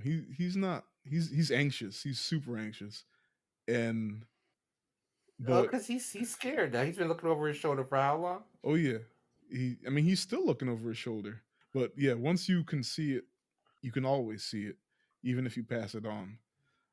So he's sitting there freaking out. But he tells him everything. He tells him how he got it, and look, you just need to go sleep with someone. He's still on that, and he's like, look, sleep with someone, tell them the rules, and hopefully, they'll pass it on, and you know, you won't be He just good, wants to but make yeah, that like path of that. resistance thicker Yeah, that's his bigger logic. between Is him. look, it sucks, but pass it on to somebody else. Tell them the rules. They pass it on to someone else. You tell them the rule, and like hopefully they'll just keep passing it. And if everyone plays the game the same way, then eventually you'll be safe because you'll be so far down the line that you know it's not likely that it'll come back to you, which I think is idiotic. But Yeah. you nothing else you can do, I guess. All right. Well, I mean, we'll what talk. We'll else do talk you about do? that. Yeah. But yeah, Jeff is super anxious. Jeff Hughes, whatever. Jeff is the real name. Jeff is super anxious, and he sees like a girl walking near him, and he's like, "Yo, can you see her? Can you see her?" And they're like, "Yeah." And like even the girl like sees them freaking out, and she's like, "Oh, sorry," and like kind of scoots away. Do you feel sorry for Jeff? I don't know. I feel like he's definitely. I don't think he's completely upfront about everything that's going on, but I don't feel like he did this because he wanted to. Yeah. Um, I can't say I'm like okay with him, Like I but think he I feels bad, understand. but yeah, like yeah. See, Jeff is that guy in zombie movies that won't tell you he got bit. But he got bit, and then he tells you the rules. No, he not telling it's a, you. it's a He not telling you he you got bit. He I gotta think sit Paul. I think there. Paul is that guy. you you got it out for Paul. No, me and Paul do not see eye to eye. We gonna fight. But I mean, I don't know, because It's a hard situation, right? What do you do? it is because you don't know anything at this point how to get rid of it, except for that one sleep with somebody. So to you, that's the only way you know how to get something that's constantly after you off of you. Hmm. And my only thing is the way I don't know, because you trick a girl into liking you and doing all the. If it was really just a case of getting this off of you, why not pay a random hooker, have sex with them, and then I be mean, about your business? but here's Why trick a girl well into okay, liking we'll get you? into the whole like what will we do after we get through the movie, because some of these things happen. So yeah. Uh, I mean, yeah. So when they leave Jeff's house, they come up with the plan to go to I guess Greg has a cabin or has access to a cabin up north somewhere. Where are they And getting these properties from? I don't know, maybe so they got a timeshare. It's like I somebody's don't know. uncle's like little crappy cabin at the beach. Airbnb They is at its probably height. purposely don't explain how they got to it. Just that Greg This is got access to a height. cabin. This is the height of Airbnb. They are doing great business. You don't know it. This is 1980, 92, 23. Those Like, advertise no. Hit us up on Airbnb. The We now have a clam app. You're right. The advertisements on that clam app is doing business. Okay, so now they're at the cabin, which is far away from home, right? So they're actually there for a few days before stuff starts happening.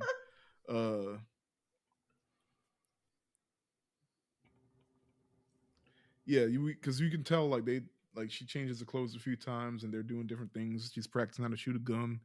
So they're up there a few days, and then we get them just chilling on a beach. Yara's out on a floaty in the water, and then Greg gets up to go pee. And like when Greg gets up to go pee, you see somebody walking up towards them, off in the distance, but like everyone's back is to them, and like the way Greg went, he kind of didn't notice her because she was on like a path, but like I guess there's like grass or something in the way. Either way, Greg doesn't notice her. I mean, he wouldn't notice her because she's invisible. Never mind. No. The point is Jay's back is to the person coming. And of course, when she gets to him, we get this cool scene where, because we could see them coming, but then when she gets to him, we can't see him anymore. Now, we're like everybody else. And we just see Jay's hair rise up, and then she gets pulled up by her hair. She starts freaking out, and this is significant because it's the first time that everybody except for Greg sees, like, they can't see it; it's invisible, but they see it doing things. So now everybody is, on board. Now it's real. I think the worst thing is on the way up to them, it looked like Yara. Yeah. So even if she did see it, she probably, homegirl's coming to the beach with us. See, but Yara was already in the water. Yeah, this is another like tactic, because if she did see it, you're right. I wasn't sure the first time or first couple times. It was just like, here's Yara. This time I was like, oh, she's Yara. So it got us too. Yeah.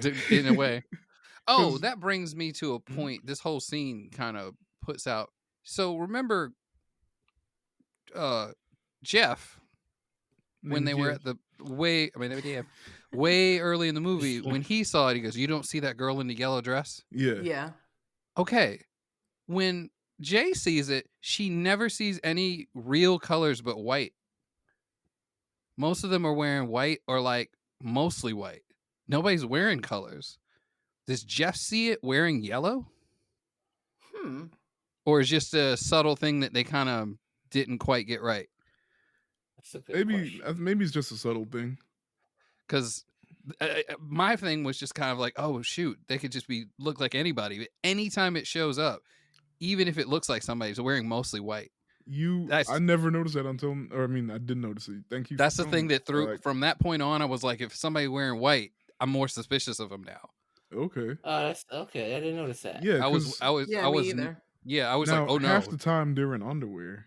Mm-hmm. They're in underwear. There's some weird disheveled thing. Yeah. The one in the kitchen was the only person wearing like clothes, and they were like mostly off of them. I think she maybe had jeans on. Jean shorts. No, she had it was a skirt. Yeah, it was a skirt. It was okay. But other than that, everybody was mostly in like night clothes or pajamas or like underclothes. Or butt naked.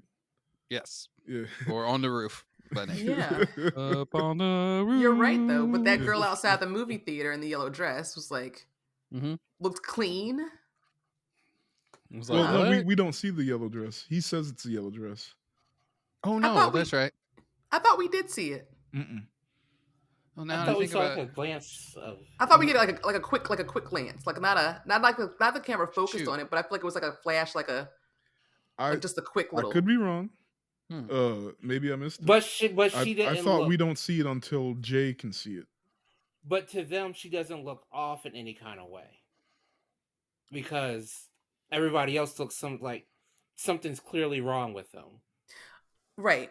Like if Mm. I mean I could be remembering wrong, but I thought that we as the viewer see the yellow dress, and that's why it's not weird to us at first, because like Jay also doesn't really respond. He's like, he says a thing about the woman in the yellow dress. Jay doesn't really respond, so it's easy for us as a viewer Yeah. to be like, oh, maybe Jay didn't see her, and it's not a big deal at that moment. Until later, when you understand what's going on, and it's like, oh, Jay really couldn't see her. Yeah. Mm. I will end up seeing this again because one of my friends wanted to watch it. Oh, I'll check. let us know. Yeah. But yeah, so my man Paul, Lord. Paul puts his suit on. He suits up. He grabbed that chair and like, okay, so like you can assume where it's at because it's got Jay yoked up, and Paul smashes the beach chair on the entity, which we still can't actually see.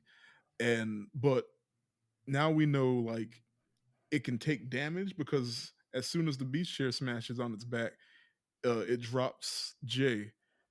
But then it just we don't actually see how it hits Paul, but it we It just see looked like Paul flies off the screen. right. I said, No, oh, he went airborne pretty good. he at literally that he did moment.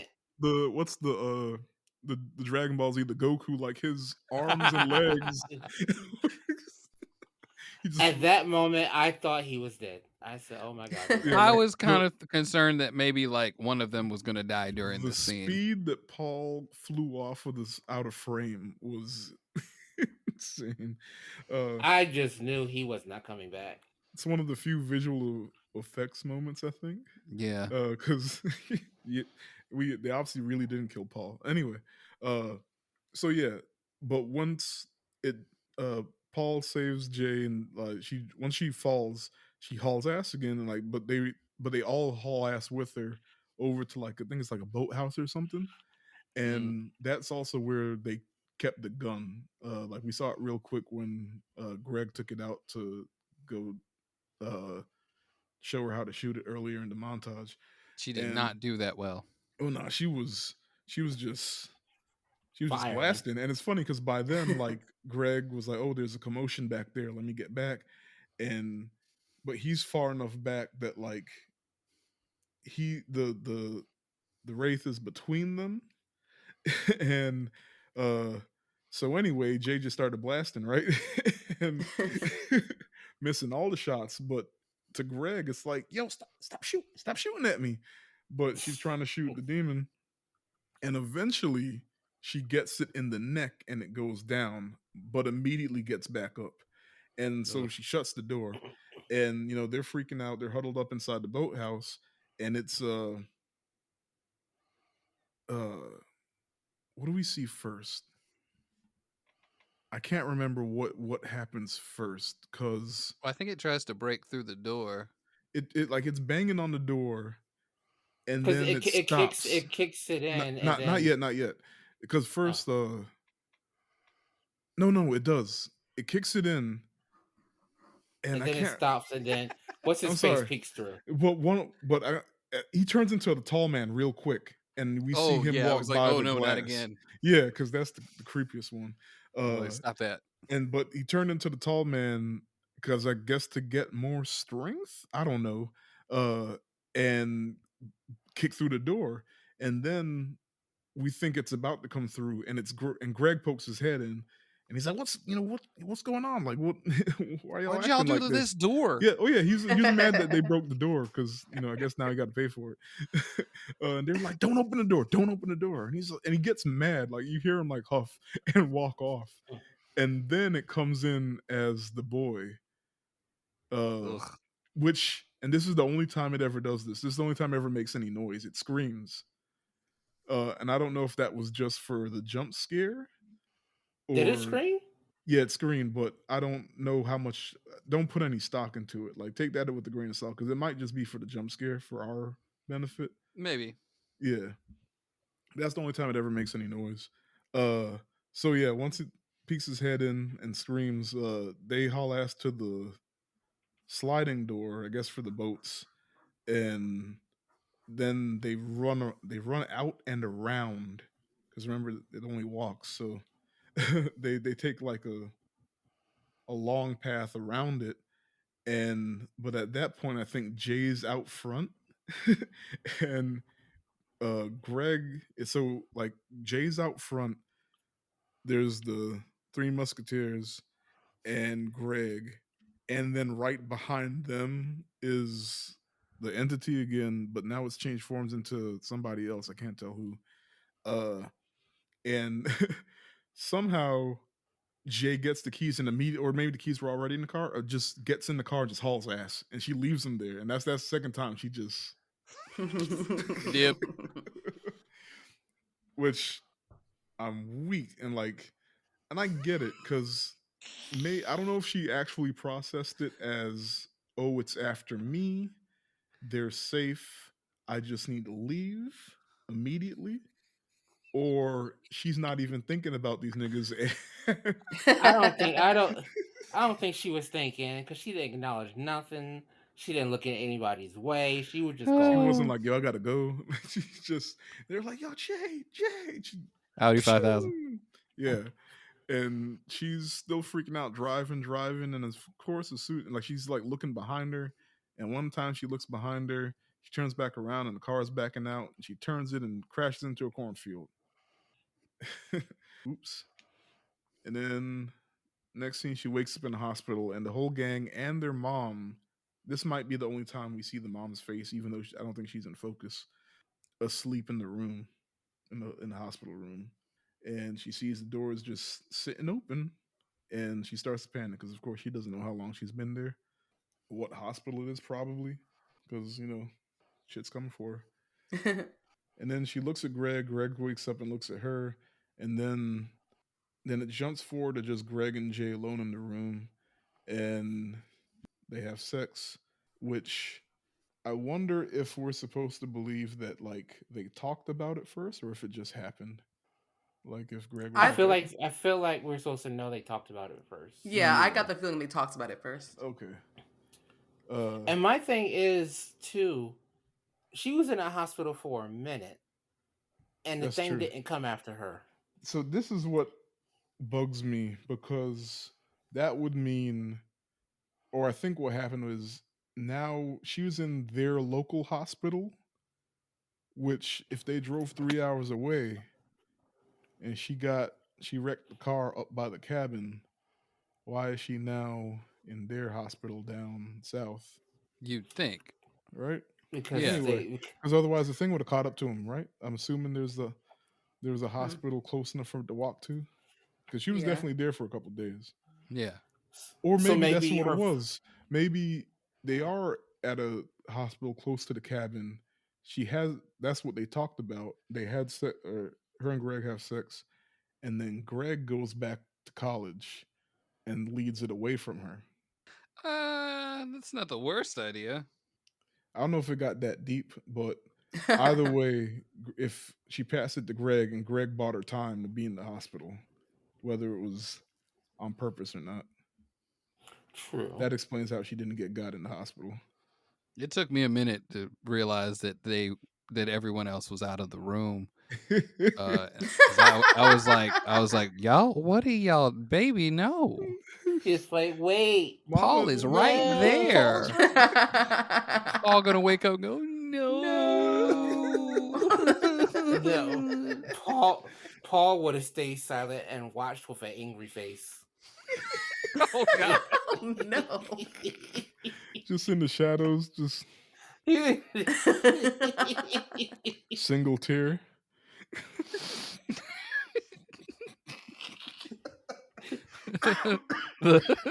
the Arthur fist. Poor Paul. Poor Paul. Oh no. But yeah, so we get a quick cut of Greg back at college flirting with other girls. Because I thought that was part of the plan. Oh, he's gonna try to pass it on? Yeah. That's funny. I mean, it could have been. You think, you might be in 3008. We're so 2000 late. Oh God. Because somehow I missed Paul being mad again, or maybe like because Paul was outside the room, and it was just Jay and Greg talking, and Paul. We get another shot of Paul being mad.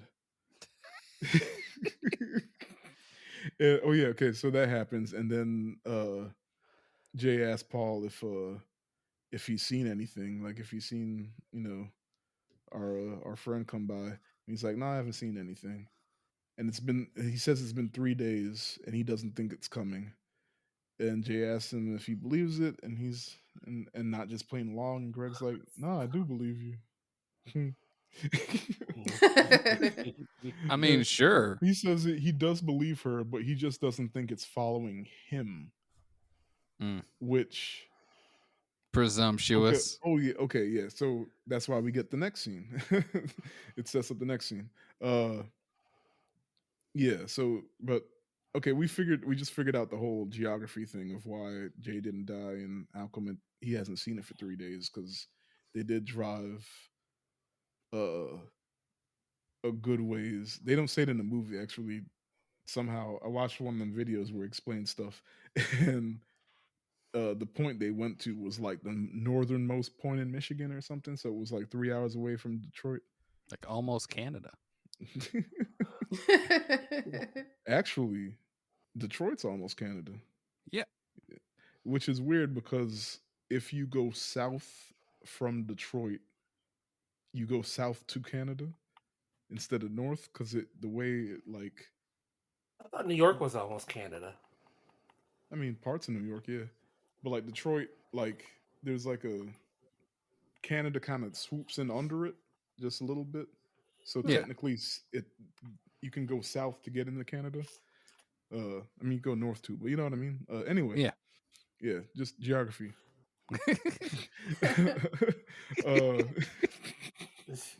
Decide if I want to leave that in or not.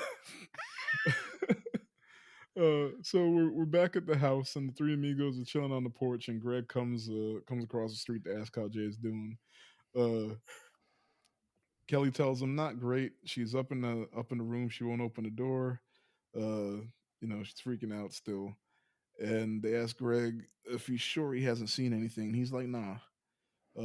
Then they ask him if he believes it, and they ask him if he believes it, and Paul points out what happened again. That's because once again, like Greg missed the attack at the cabin because he was peeing. Yeah. So we don't actually, in Greg's defense, he actually hasn't seen shit go down. Like, not particularly. Like that's why he thought they broke the door and shit. So he hasn't. We're they're true believers at this point. Greg is still, right, just along for the schemes. Right.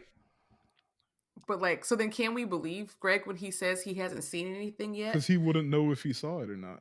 Right. No. Yeah. But I believe he hasn't seen it because, eventually he would have stopped moving, right? And you think it would have got him? Yeah. Yeah. So it's just that, like, which is neat because that means when dude was writing this, he timed like, okay, you walk 3 miles per hour. It would take you, we drove 3 hours. It's this many miles. It would take it this long, 3 days to get back to them. So that's kind of smart because like the timeline adds up in terms of it fits. That's walking speed. Yeah. What kind of boring demon has to walk? I'll be so irate as a demon if I had to walk. Right? I would be hot. Get into a car, so you driving away, mother. You ought to cut your time. How far? One of these days, I'm gonna get in the car. Then what you gonna do? Oh, he got into the car. Dang it! Right, I would be heated. Oh no, he's getting away. God darn it! I guess now you know how Jason felt. I mean, but like, wasn't like the thing with Jason that like he had to be running when nobody was looking, right?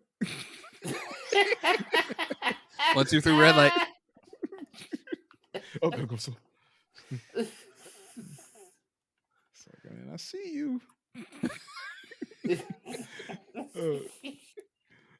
But yeah, so they ask Greg what he thinks, and he kind of shrugs it off, and he heads out. And then it cuts to nighttime, and Jay's staring out the window of her room, like he's still holed up in there. And then she sees Greg walking down the street in pajamas, white pajamas. Yes. Or maybe they were long johns. I don't know. And he tries to open, like he's going to his house, and he tries to open the door, but it's locked. And then he picks up a brick and just throws it through the living room window. And Jay starts to freak out because now we know it's the entity, it's the demon. It's the thing. It's Yeah, the thing. it's it. It is getting in the house. It's the guy. We should have gave him a name. It's too late to start saying It's the too guy. late. It's too late. Yeah, we should have got it like out back with Hugh at the factory. Yeah. Yeah. Anyway, so Jay freaks out and she tries to call Greg, but no one answers the phone. It's the middle of the night. So she runs across the street and she gets in the house and runs upstairs, and she sees Greg's mom in a white nightgown, in a robe, banging on his door. And Jay's like, Greg, don't open the door. Don't open the door, Greg. But of course, or this is the funny part. She yells that the entity stops banging the door, looks at her, turns back to the door, and starts banging even harder. Yes. And Greg opens the door. What the fuck, Mom? Which is funny in itself. And then immediately his mom pounces on him, but like the way it's shot, like we just see her jump into the room like Looney Tunes. Yeah. And Jay walks up to see what's happening, and this is the wild part. Still in the form of his mother, she's on top of him, assaulting him. And after a few seconds, you just see Greg finally dead. Finally see how the demon thing kills people. I mean, show of hands. If your mom jumped up on you, you die. I mean, yeah. I would die. Yeah. I'd be like, nope, not like this. I don't remember if they showed Greg's body, but I'm pretty sure they showed blood, and they may have shown his face, like just with no expression. They showed his lifeless face immediately in that moment, but I don't think back let's say the police or whatever. It looked like his life. I think it was just like segmented parts. It wasn't like the whole thing all at once. Yeah, so but it was enough to be like, well, I guess it's after me again. Yeah, peace. But I mean, we just don't get we don't get the beach girl shot with his body mangled. So what I'm saying is, we don't know. Like, clearly, she could have died from trauma, right? Like her leg was jacked up and all that. But Greg could have died from the idea of his mom. This is heart attack. Heart attack. Like, no, not like so no. That's why his face looked like that. His soul left his body. Yeah. His soul was out. It just nope. So what does she do? Oh yeah, she freaks out. She runs across the street, gets in the car, and drives off again. And then she wakes up out in the woods or something. I don't know why she drove out to the woods or something. Because she likes middle of nowhere. That's why. That's. Well, it's not middle of nowhere. She's in the woods, but it's by the beach. And she goes and she sees some dudes out on a boat, and she starts getting undressed and walking to the water. And then it cuts to her driving home, and she's wet. So I feel like she clearly decided to go and give herself some more time. Yeah, she went and just slept with. Well, we don't know that. Well, see, that's the thing I never knew was if very platonic conversation with the three fellows on the boat. Hey, are y'all scared of wet girls? Here I come. So that was a little too Katsukan. Sorry about that. Oh Lord. Oh man. But yeah, so my man Paul comes over and they talk for a little, and he tries to kiss her. That's because uh, Paul knows what he wants. look, he's like, now Greg's out the picture. Greg died. He said, Look. "Oh." It's like he's like, Oh. but I have a weenie. He said, "Chance." Look. So he He has said, to. I can take it from you. He Yes. asks Jay if know, she boy. remembers where they had the first kiss and if she trusted him. And then they leave along with what are their names? Kelly and Yara. They pull off in the car, and like as they leave, Jay sees the entity standing on top of the on top of the roof in the form of a buck naked man. One of the ones she talked to. Look, He's the like, funny thing is, You ain't fixed this yet. she doesn't even like acknowledge. I mean, we see her looking and being freaked out, but she doesn't tell the rest of them. Anyway, like let's see. So they drive to a. I don't think it's abandoned, but they drive to a pool and they break into an indoor pool or something, right? Yeah. And they start setting up all these appliances, hair dryers and a TV. Where did they get the idea of that? I don't know. Paul came up with it. Main man Paul. But Yeah. He was like, it's shocking. because it was just a very specific plan. Look, so maybe he was like, okay, we know we can hurt it, so we just gotta hurt it a lot, right? It's not the worst idea, just Poor execution. I mean, they did what they came to do. They just, anyway. They set up all that stuff, and Jay gets in the pool, and they're just waiting. And then eventually, Jay tells him when the entity shows up, and she starts to panic, and they're like, "Yo, just point at it, just keep pointing at it, so we just know where it's at." And now we get to. Is it your favorite scene, Karreem? so anyway, Lord. Paul picks up the gun and just starts blasting. At the invisible thing and hit the sister. But it's cool because it's invisible to the audience, right? And it starts picking up stuff that they have sitting on the edge and throwing it at Jay. So again, it thinks it's not just mindless, right? yeah. And it's funny because like it didn't just get in the water and start swimming. It's just like, nah, I'm a. Well, I think they knew it couldn't get in water. How? I don't know. That's what I'm saying. I don't know how Jay knew what he knew. This is Paul's idea. Not Paul. Yeah, thank you. But I mean, like, I'm not 100% sure on what the plan is anyway. Like, so I think they're counting on it getting in the water, and then Jay getting out, and while it's still in the water, they were going to throw the stuff in that's plugged in and electrocute it. But then he was like, I'm not going to get in the water. I'm going to just electrocute her.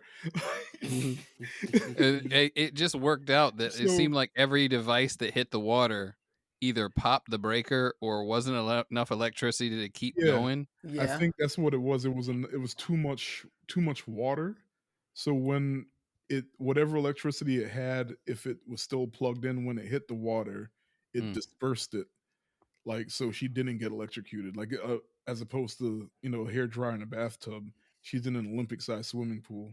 Yeah. So Paul didn't know what the fuck he was doing, but it worked out because Jay didn't. Thank God, because Jay didn't get electrocuted because the entity, was like, "Nah, you ain't getting me like this. I'm gonna get her like this." Nah, somebody ought to try this one. Somebody tried this one. You didn't get me twice. Fooled Jeff me once. already tried this. Jeff. Oh man! So they throw a sheet on top of it. So like obviously it's corporeal. It's just invisible. So the sheet shows its shape, and Paul runs up and immediately shoots it in the head. And like you see blood spray out, which is you saw blood spray out when it got shot in the neck too. So I don't know what that means because this being doesn't exist. Hopefully. And it falls into the pool, and then it starts swimming towards Jay, and Jay tries to get out, but it grabs her ankle. Then we missed Paul shoot Yara, but anyway, so in the process before they throw the sheet on the entity, Paul's just shooting, and he shoots Yara in the foot or something. No concern. Poor Megan Thee Stallion. Wow.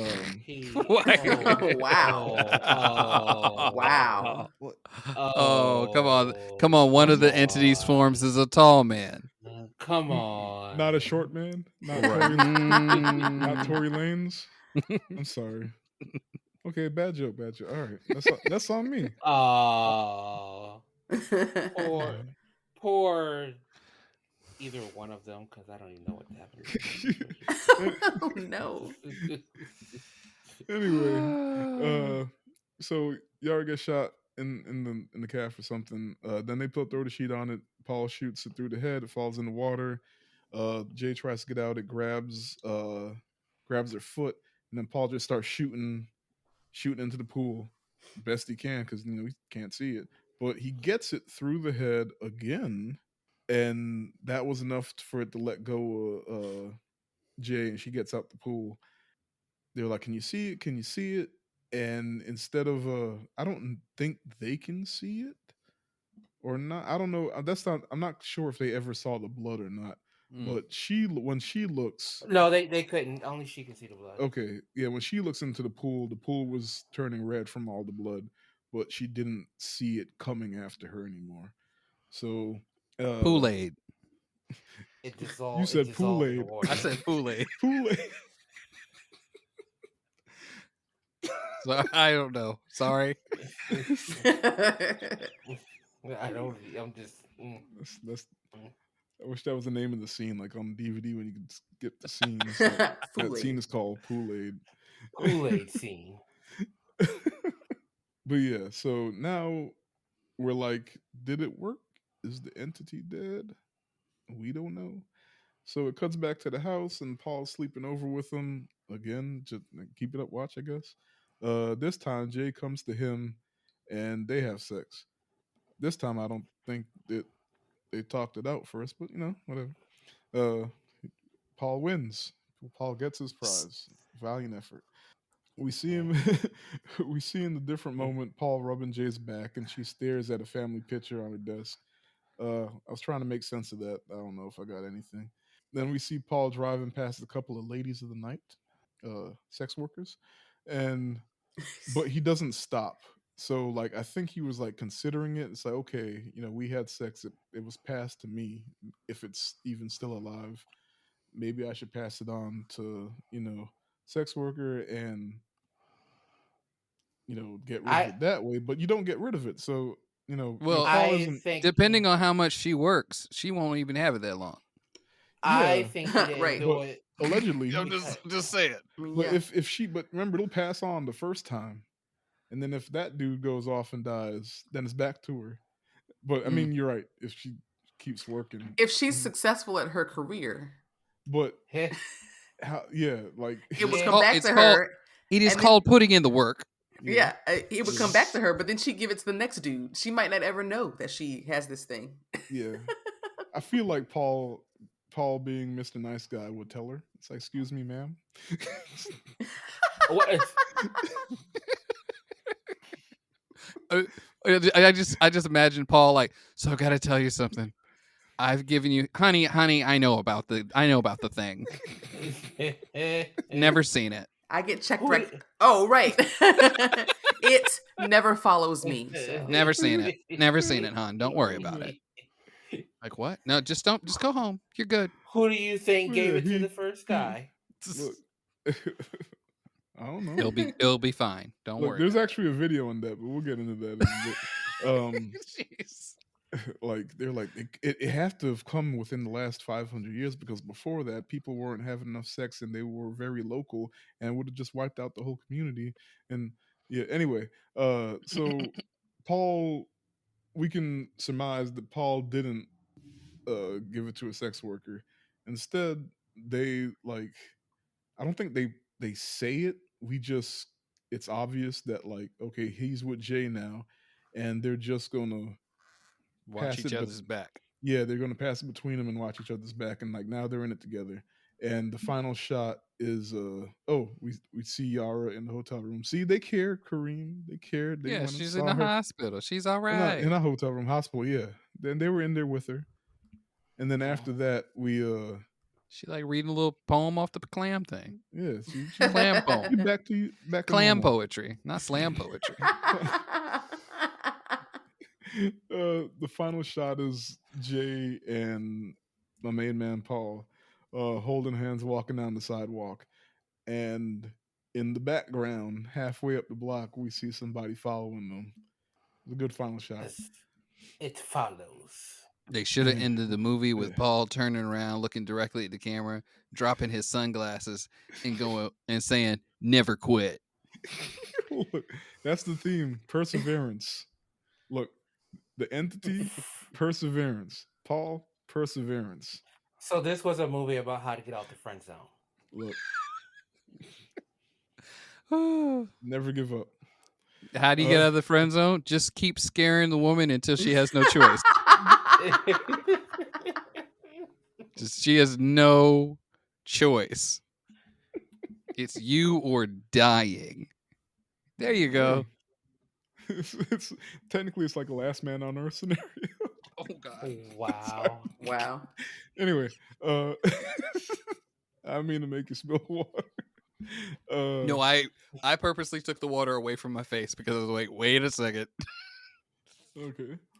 So before we get into theories, what would you do, each one of y'all? Like if you were in this situation, what would you do? Kareem, you start.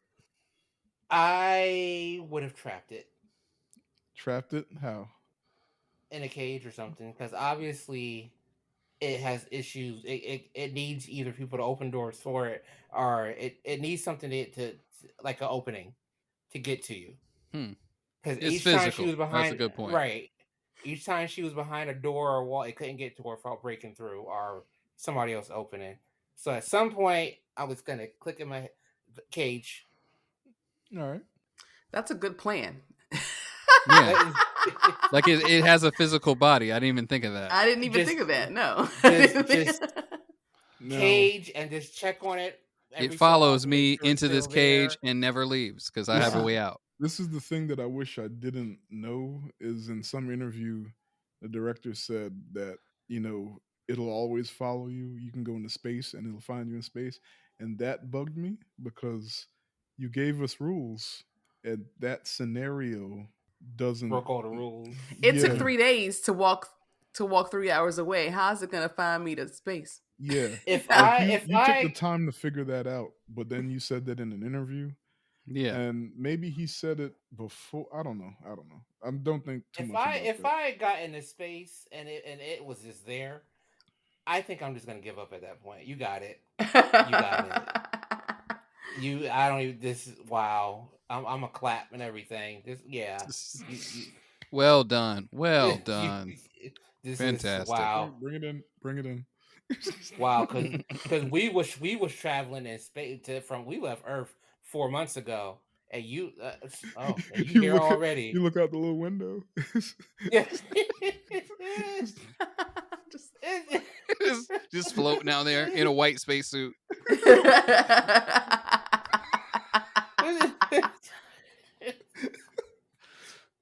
People like, what are you looking at? Don't worry You about Oh it. my God! You see?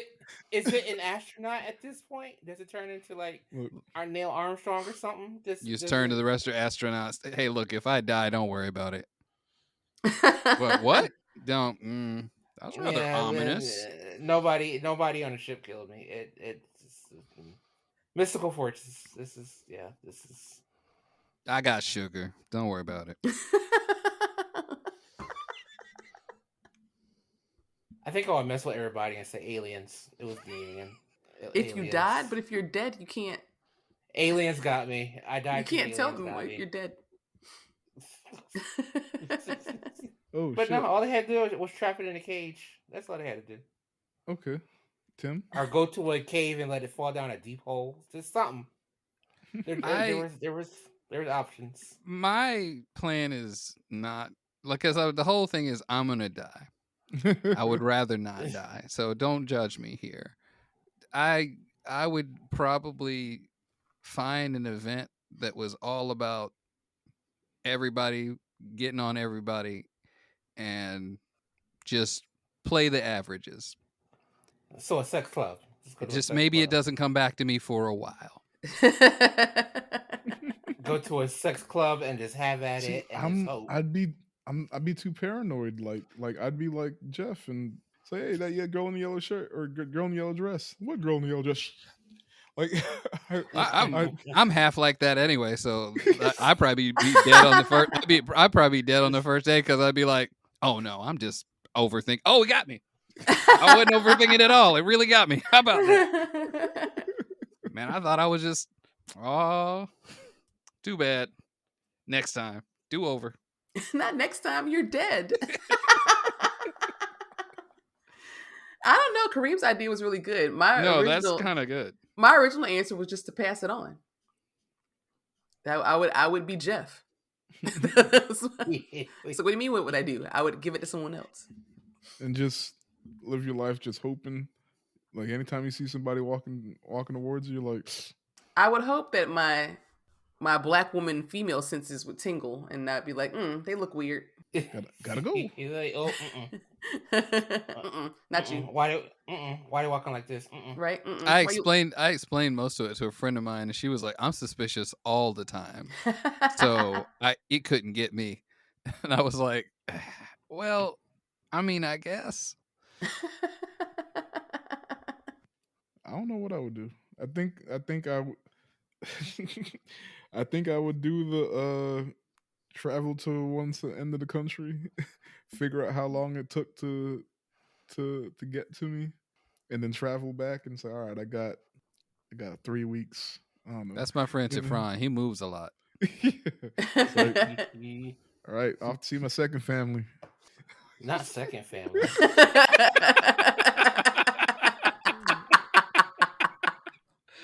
Switch over to my West Coast Facebook.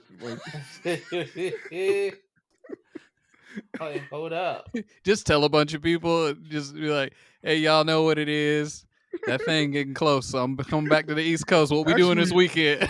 See y'all in a few months. Actually, no. I think that's what I would do is I would be as public with it as possible.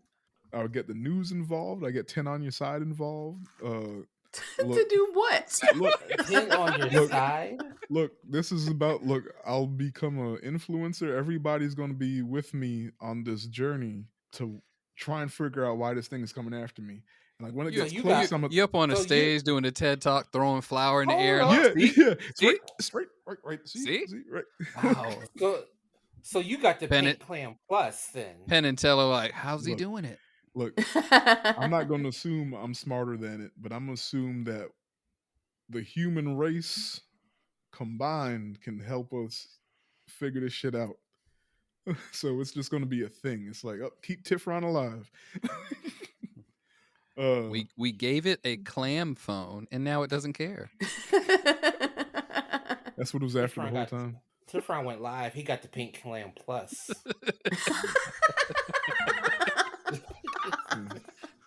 Be doing Good Morning America interviews. Like, yeah, I'm so happy that the scientists.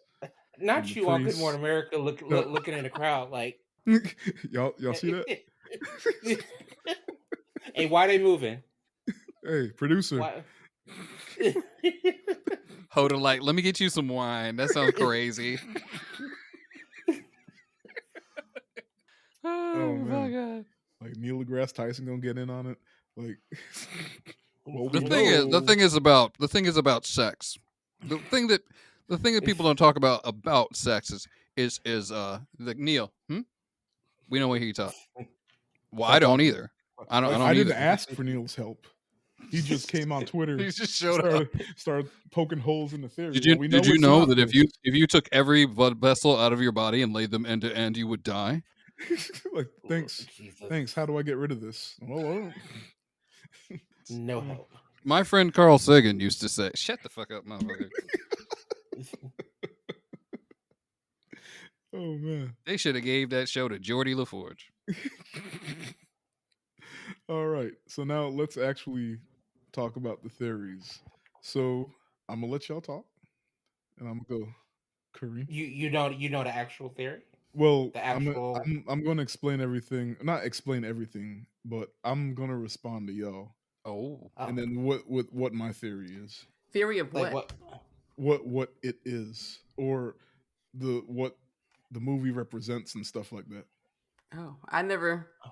It's metaphorical. I just watch movies to watch. I never. I mean, I know that there's like symbols and stuff all in there, but like I don't. All right. I don't try to figure it out.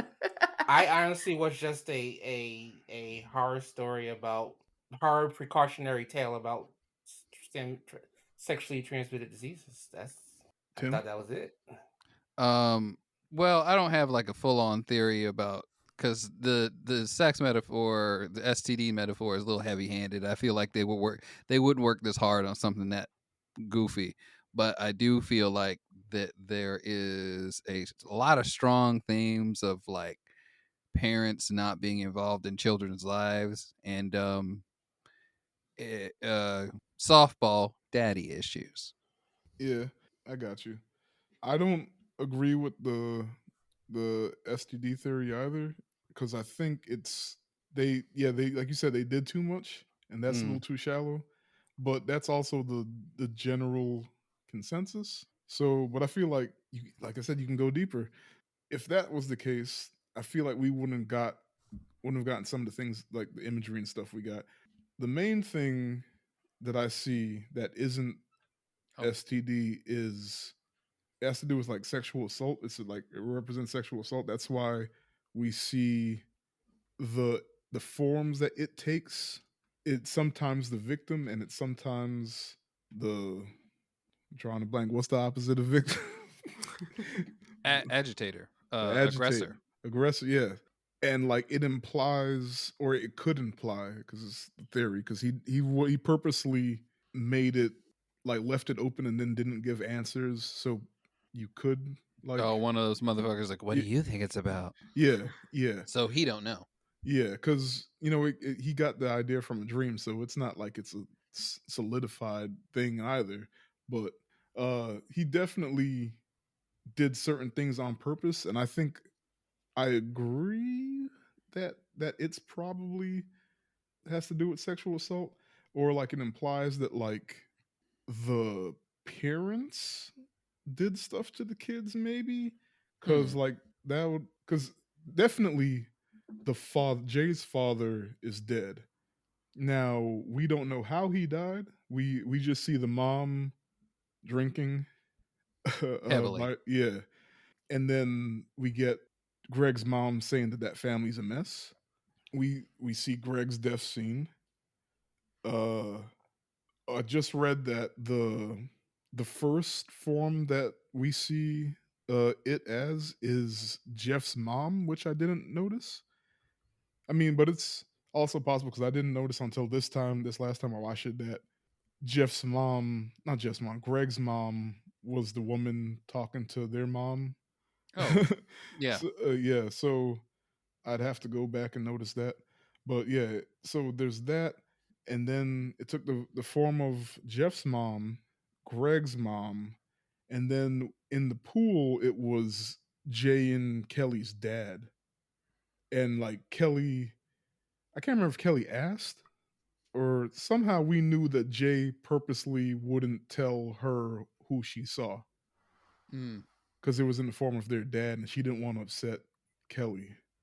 I don't know if that's implying that the dad did something to them or Kelly, and like, the family's a mess and the mom's drinking, or if the dad just killed himself or the dad just died in some other way.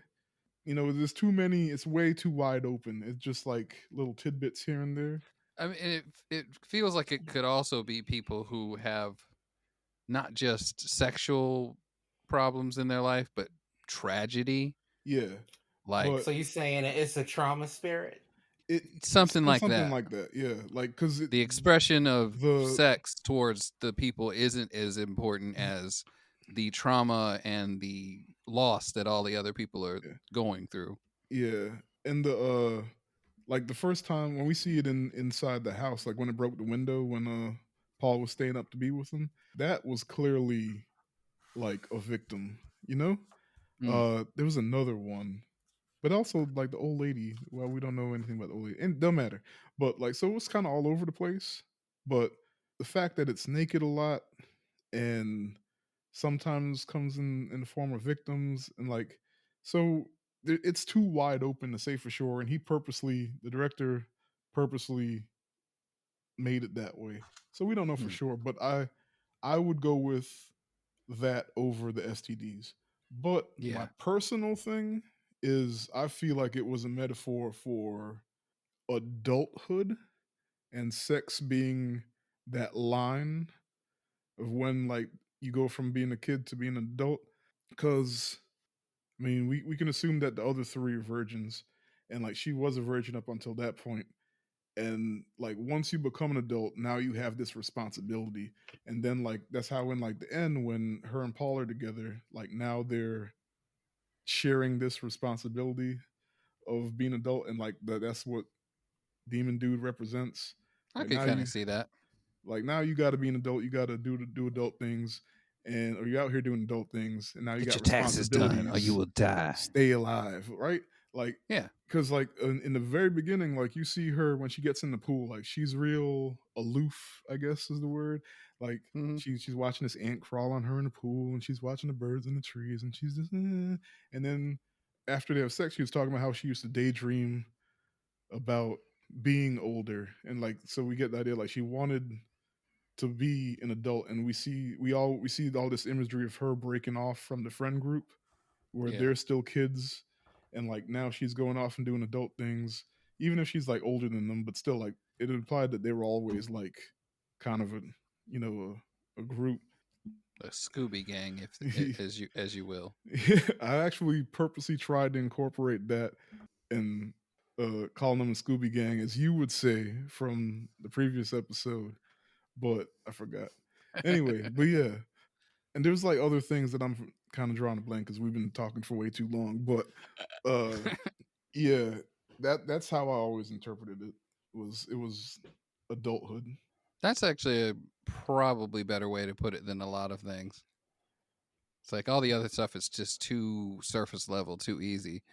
But like, Or too open. mhm. Yeah. I mean, this is kind of open, but this is how it makes sense to me, and that's why it's kind of like one of my favorites, is because it made sense that way, and I thought that was brilliant. Now, reading up on how he purposely made it open, and then the whole space shit, I was like, maybe I'm thinking about this more than you have, Yeah, but I still love the movie. it was actually really good. I enjoyed it. I very much thought about giving it a second watch just to see if there's anything I like kind of missed, but Hmm. I think for the most part, I remembered everything just about as well as I could and had my notes. All right, anything y'all want to say or get off your chest? Oh, one thing, I don't know why my brain kept going there, but I was like worried about people's age like too much. But Hmm. I was able to justify things with Jay because I realized that she has tattoos, and unless you know somebody trifling and somebody like doing dirt, you not just gonna get that many tattoos that look like something. Not you have some nasty tattoos that you got outside Katsukan, but like you like some nice stuff. Yeah, Kareem. You're Oh, Chill. fine. oh, go ahead, go ahead. I'll try to circle back around. No, I'd say it's fine. Just it was good. Not as scary as I initially wanted it to be when I first saw the trailers Now, for after it. this discussion, did your thoughts change at all, or are you still the same? Still same. All right. All right. Still. Oh well, mainly because I don't like movies where it seems like they're trying to show that black people don't exist.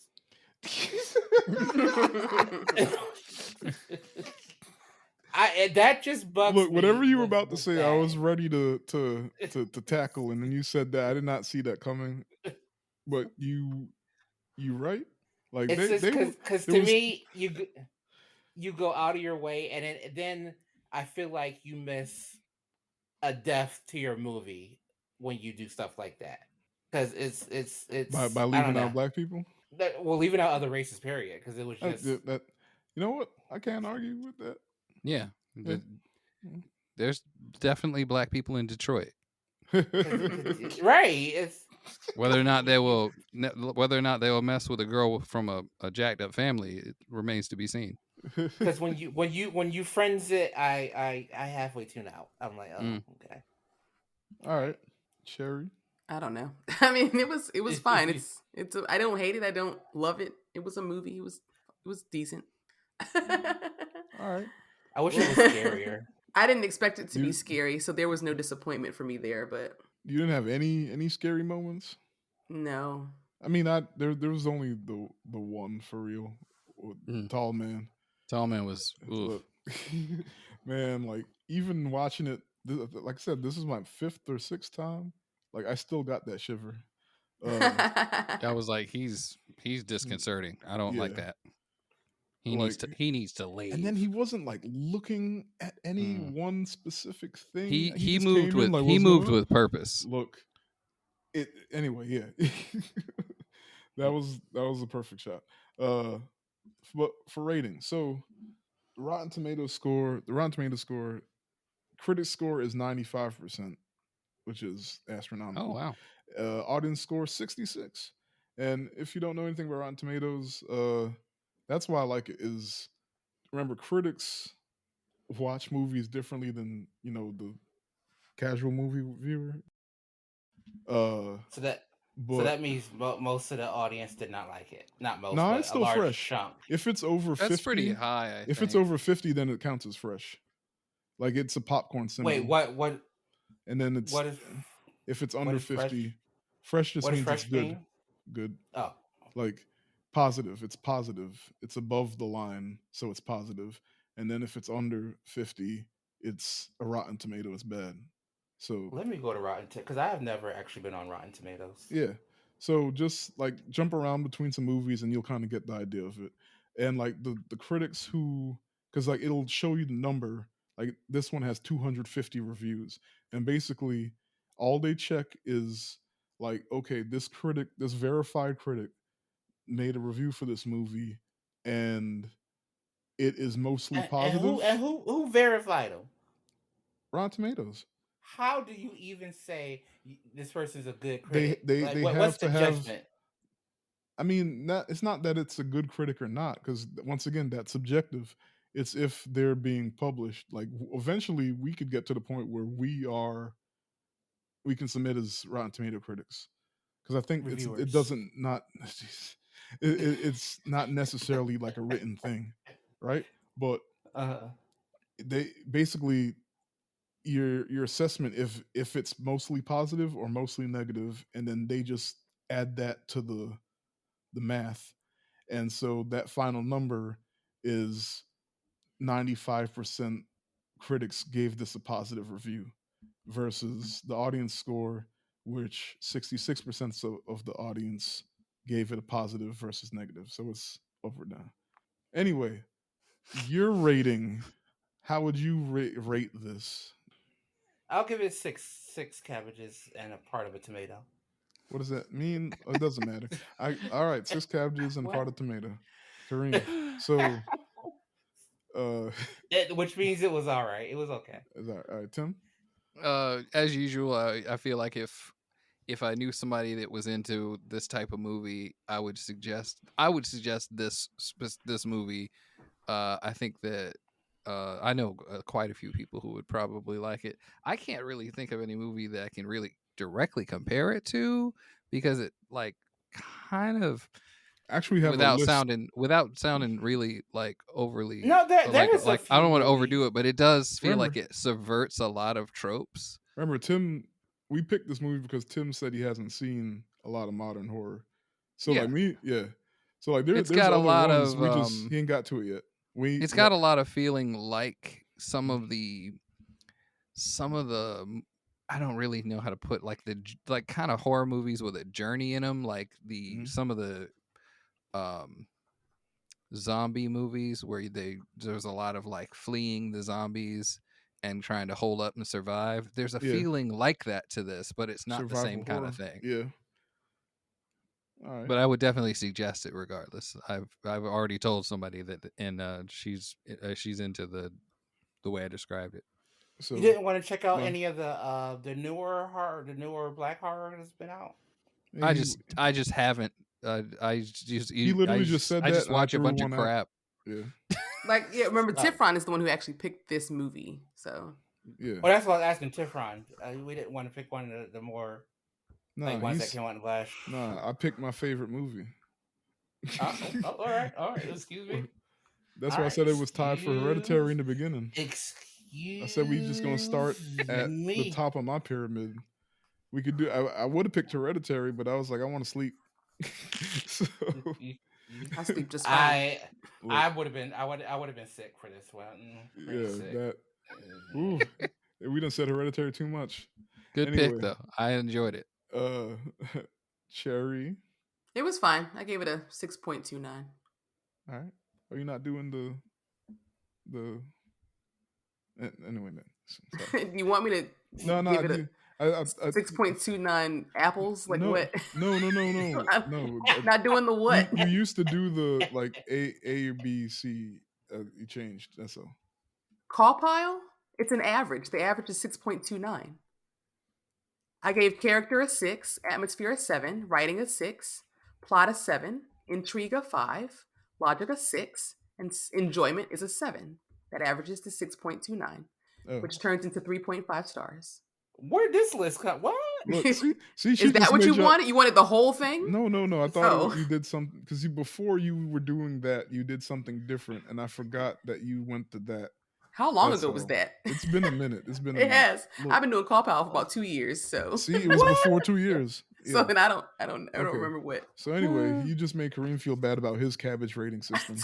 I don't know what you're. I don't remember what you're remembering. Did not. My cabbages are valid.